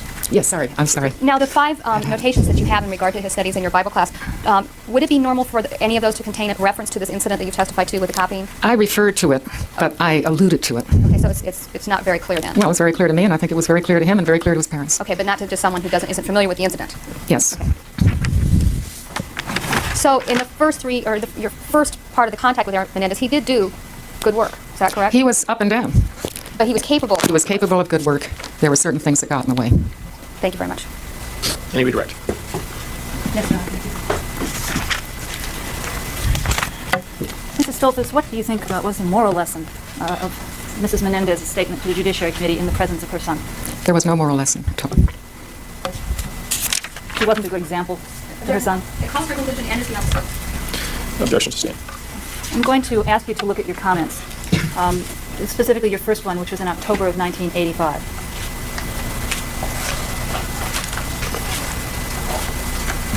In that, and this was one that you said that you wrote early on in your contact with Eric, and you were trying not That's to... right. It's written in October, and it's probably fairly early in October. Okay, and you also mentioned in that comment that the physical act of writing seemed to be a struggle for Eric. That's right. Okay, and that also that it may get in the way of his dealing on paper with material that he may understand intellectually. Correct. And this is also the comment in which you said that we need to address this before the year advances much further. That's right. Okay, and I believe you testified that there was no response to this. There was no response. We would have had parent conferences shortly thereafter, or we would have had them there before. I never was asked to have a conference. Okay. Now, the second comment that Mrs. Bazanich mentioned, that's dated November of 1985? Yes, it is. All right, and in that comment, you mentioned Eric's having charted an erratic course that fall. That's right. Okay.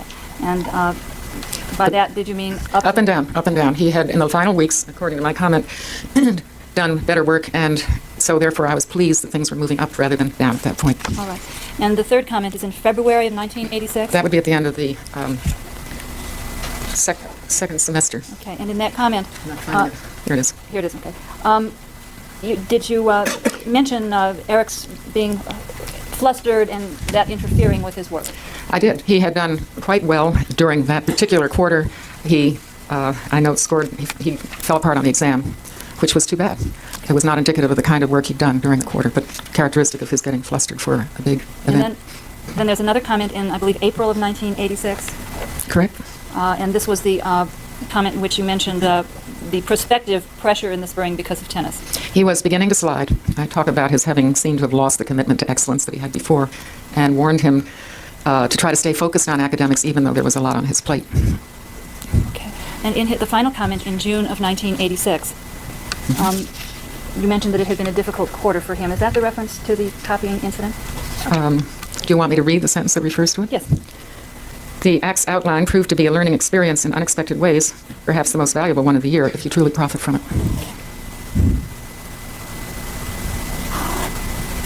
And did that comment also again mention Eric getting flustered under pressure and misreading directions to his detriment? Yes, he had done very badly on the final exam, and one of the reasons was misreading the directions for a pretty straightforward question, which he should perfectly well have been able to answer.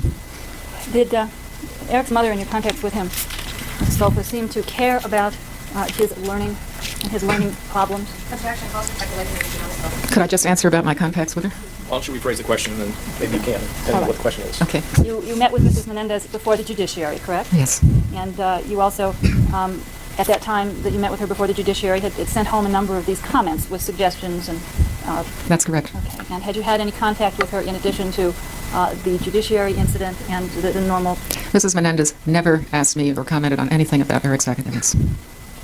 Would it be correct to say that she did not appear to be concerned about his academics based on her failure to contact you? Sustained. She never contacted you? She never contacted me. Overrule the answer, stand. Did you see Mrs. Menendez at tennis matches in connection with the school? Only once, and that was an in-house kind of thing. That was probably before Eric was in the upper school, quite a bit before. All right. Thank you very much. I have nothing further. Anything else? All right, thank you. You step down, you're excused. Thank you. Your next witness? Sure.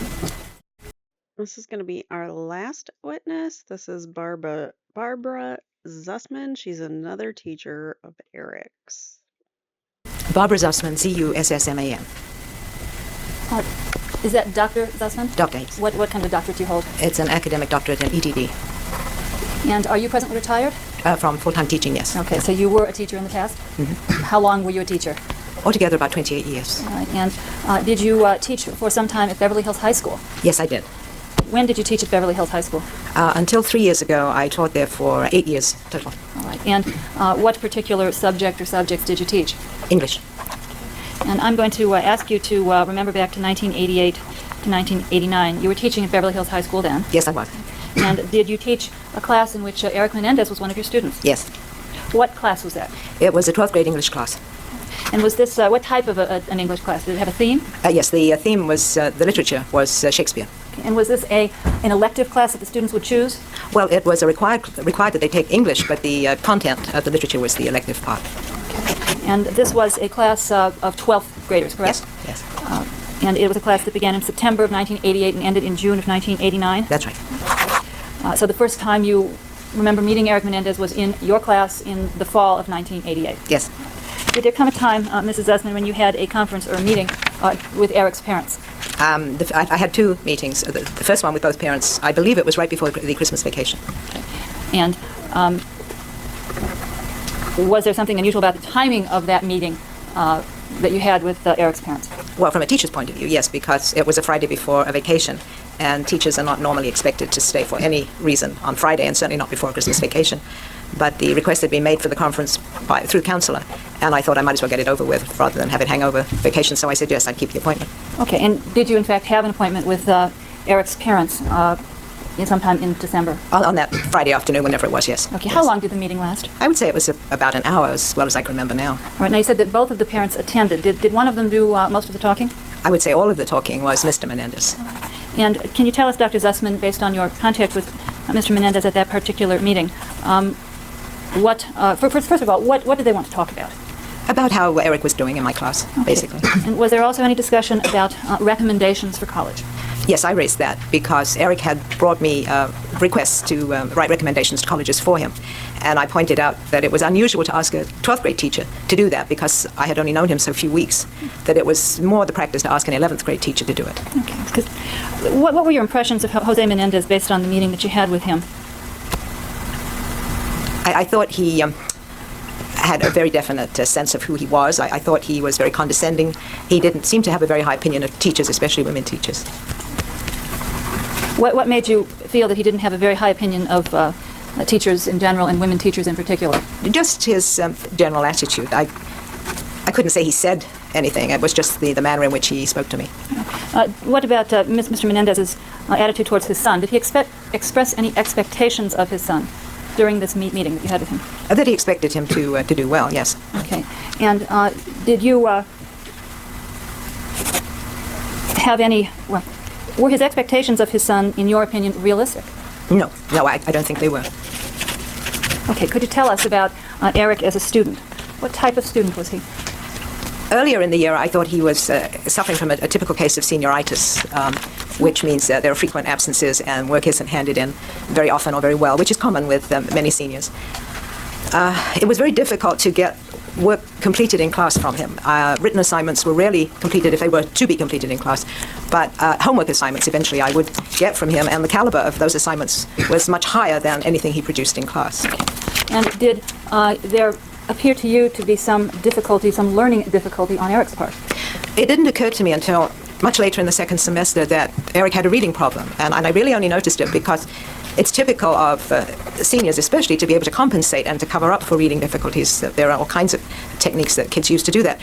But because it was a Shakespeare class, we did a lot of oral work, and quite a bit of it was sight reading. And Eric liked to take part because he enjoyed acting, and I noticed as he was reading that he was substituting words for what was actually in the text, using the right beginning sounds, but making up another word as he was reading, and that alerted me to the fact that he was having reading problems. Okay. Is there a particular name for the reading problem that you observed with Eric?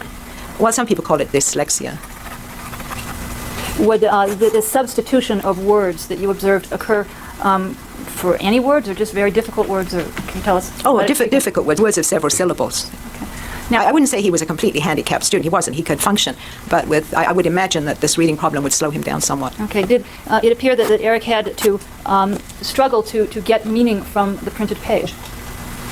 Objection calls for speculation. You can answer the question. In the sense that it might be new material and unfamiliar material, but as I say, because of his experience and the fact that he was a capable young man in many ways, he probably could make a guess at the real meaning as he was reading, but it would slow him down a bit, I think. Okay. Now, are students with reading problems such as Eric able to compensate for those reading problems in certain ways? Oh, I think they do, very definitely. And in what ways would a student with Eric's reading problems compensate? Well, there are different ways. I think one of the ways Eric did it was by not hiding himself. Many kids who have that problem would shrink back and not be noticed, whereas Eric was anxious to participate. He liked reading aloud. He liked acting. And as I say, the fact that he would substitute words that might make sense or might make meaning was one of the ways he did it. Okay. Did you ever have a discussion with either of Eric's parents about his difficulties with reading? Towards the end of the second semester, Mrs. Menendez asked for a conference, and she came by herself that time. And I raised this point. I said I had the feeling that Eric had reading problems, that I hadn't noticed it as noticeably, but towards the end of the year, I felt strongly that there was a problem. And she said, oh, yes, we know that. We had him tested when he was younger, and we were told that Eric was dyslexic. And I said at the time, I wish you had said something when enrolling Eric in the school. We might have been able to help him.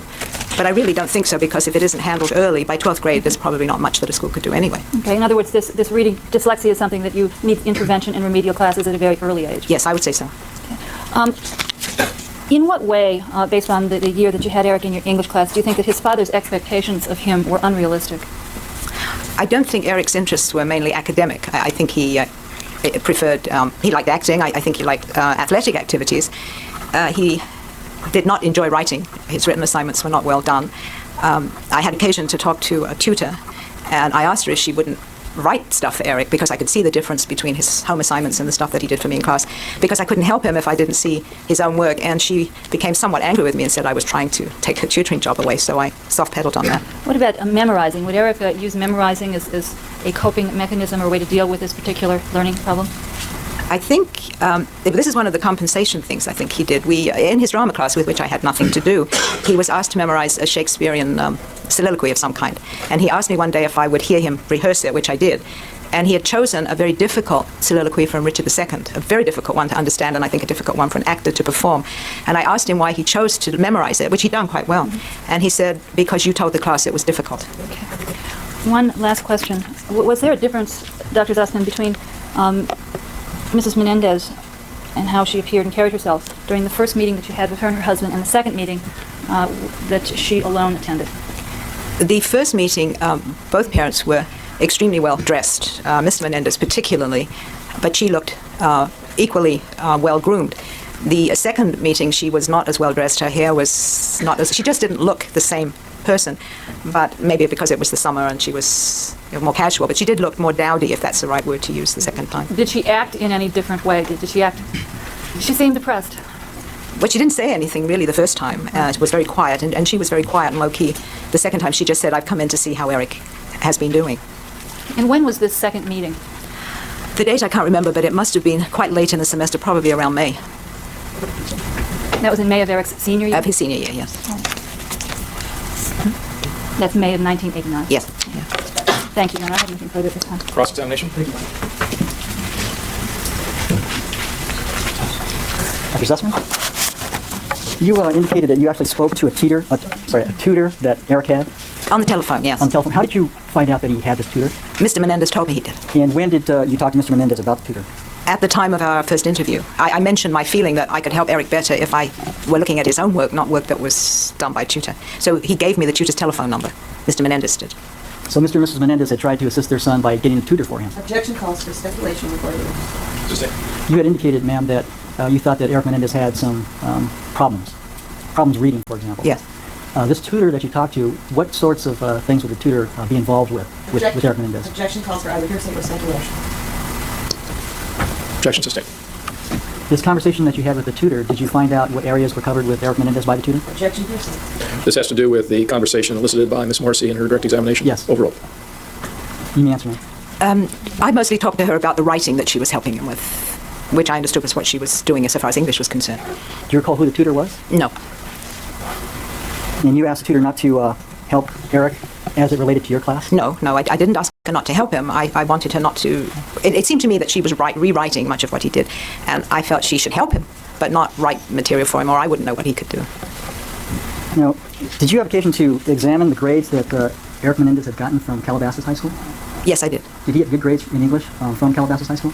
So far as I remember, he did in 9th and 10th grade, but not in 11th. Was it your understanding that Eric Menendez was a new student at Beverly Hills High School? He was new in the 12th grade, yes. So he came for his 12th grade year? Yes. And that was the first time you had ever taught Eric Menendez? Yes. And you taught him for that whole year? Yes. Now, there was a point at which you indicated that Eric Menendez wanted you to write a recommendation for him. He's applying to colleges. Yes. And did you write recommendations for him? I did write them, but I explained to Mr. and Mrs. Menendez that they would have to be very general because I hadn't known him more than a few weeks when these recommendations were due, and I had to say that in the letters that I wrote. Now, Beverly Hills High School is a fairly prestigious high school, I take it. I think so. It is highly regarded as a high school? I think so. Do you know how it's rated among other high schools in California? Overall. I think it's rated very highly compared with many other schools in the country. Do you recall which colleges you sent out the recommendations, or did you just write a letter to whom it may concern? I don't remember the colleges I wrote to. Mostly it involved filling in some forms and then attaching a general letter that I probably did, as was my custom, to whom it may concern, and just attach it, the same letter to each college. Did you learn that Eric Menendez had been accepted to such schools as UC Berkeley and UCLA? No, I never knew where he was accepted.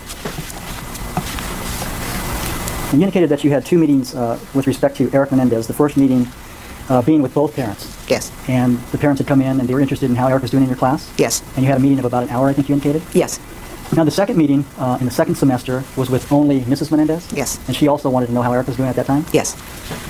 Was that a pleasant meeting for you? Do you recall? I think it was so neutral. I didn't feel positive or negative. It was just an interview with a parent, and it was fine. Now, you indicated that Eric Menendez liked to act. Is that correct? That's the impression I got. Now, you indicated that he was taking a drama class that you knew of. Yes. Are you aware of any awards that Eric Menendez received at Beverly Hills High School for acting or from his drama? All right, the objection overruled. This is a cross-examination. No, I know of nothing like that. Now, you did know, based on what he told you, that he was taking drama. Yes. In fact, he gave you a performance of his. Is that correct? I think you said Richard II? Oh, the soliloquy that he rehearsed before me, he also presented to the class as a sort of rehearsal for doing it for drama.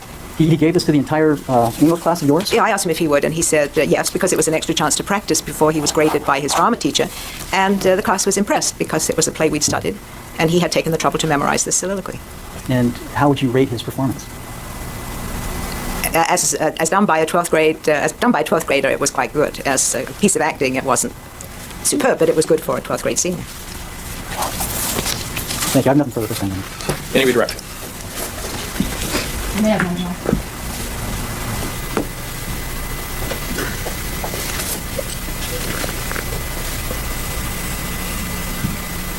Dr. Zussman, would you describe Eric as a personable young man? Oh, yes. He was also sociable in class? Not really.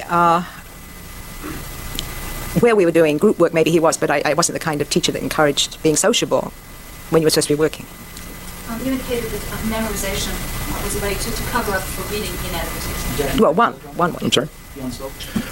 Objection sustained. The answer is correct. The soliloquy that Mr. Kuriyama asked you about was one that Eric memorized. Yes, yes. Now let's go back to the first meeting with Mr. and Mrs. Menendez, the only meeting with Mr. and Mrs. Menendez. How would you describe Mr. Menendez as overbearing?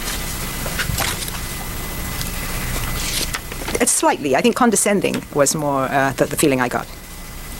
In the second meeting, Mr. Kuriyama asked you if it was in the second semester. It was actually in May. Well, that would be towards the end of the second semester, yes. May is just about the end of the school year, correct? That's as I remember it, yes, yes. And generally by May, the end of the school year, there's not much that can be done in terms of students' performance for the year. That's true. It's rather late to have meetings.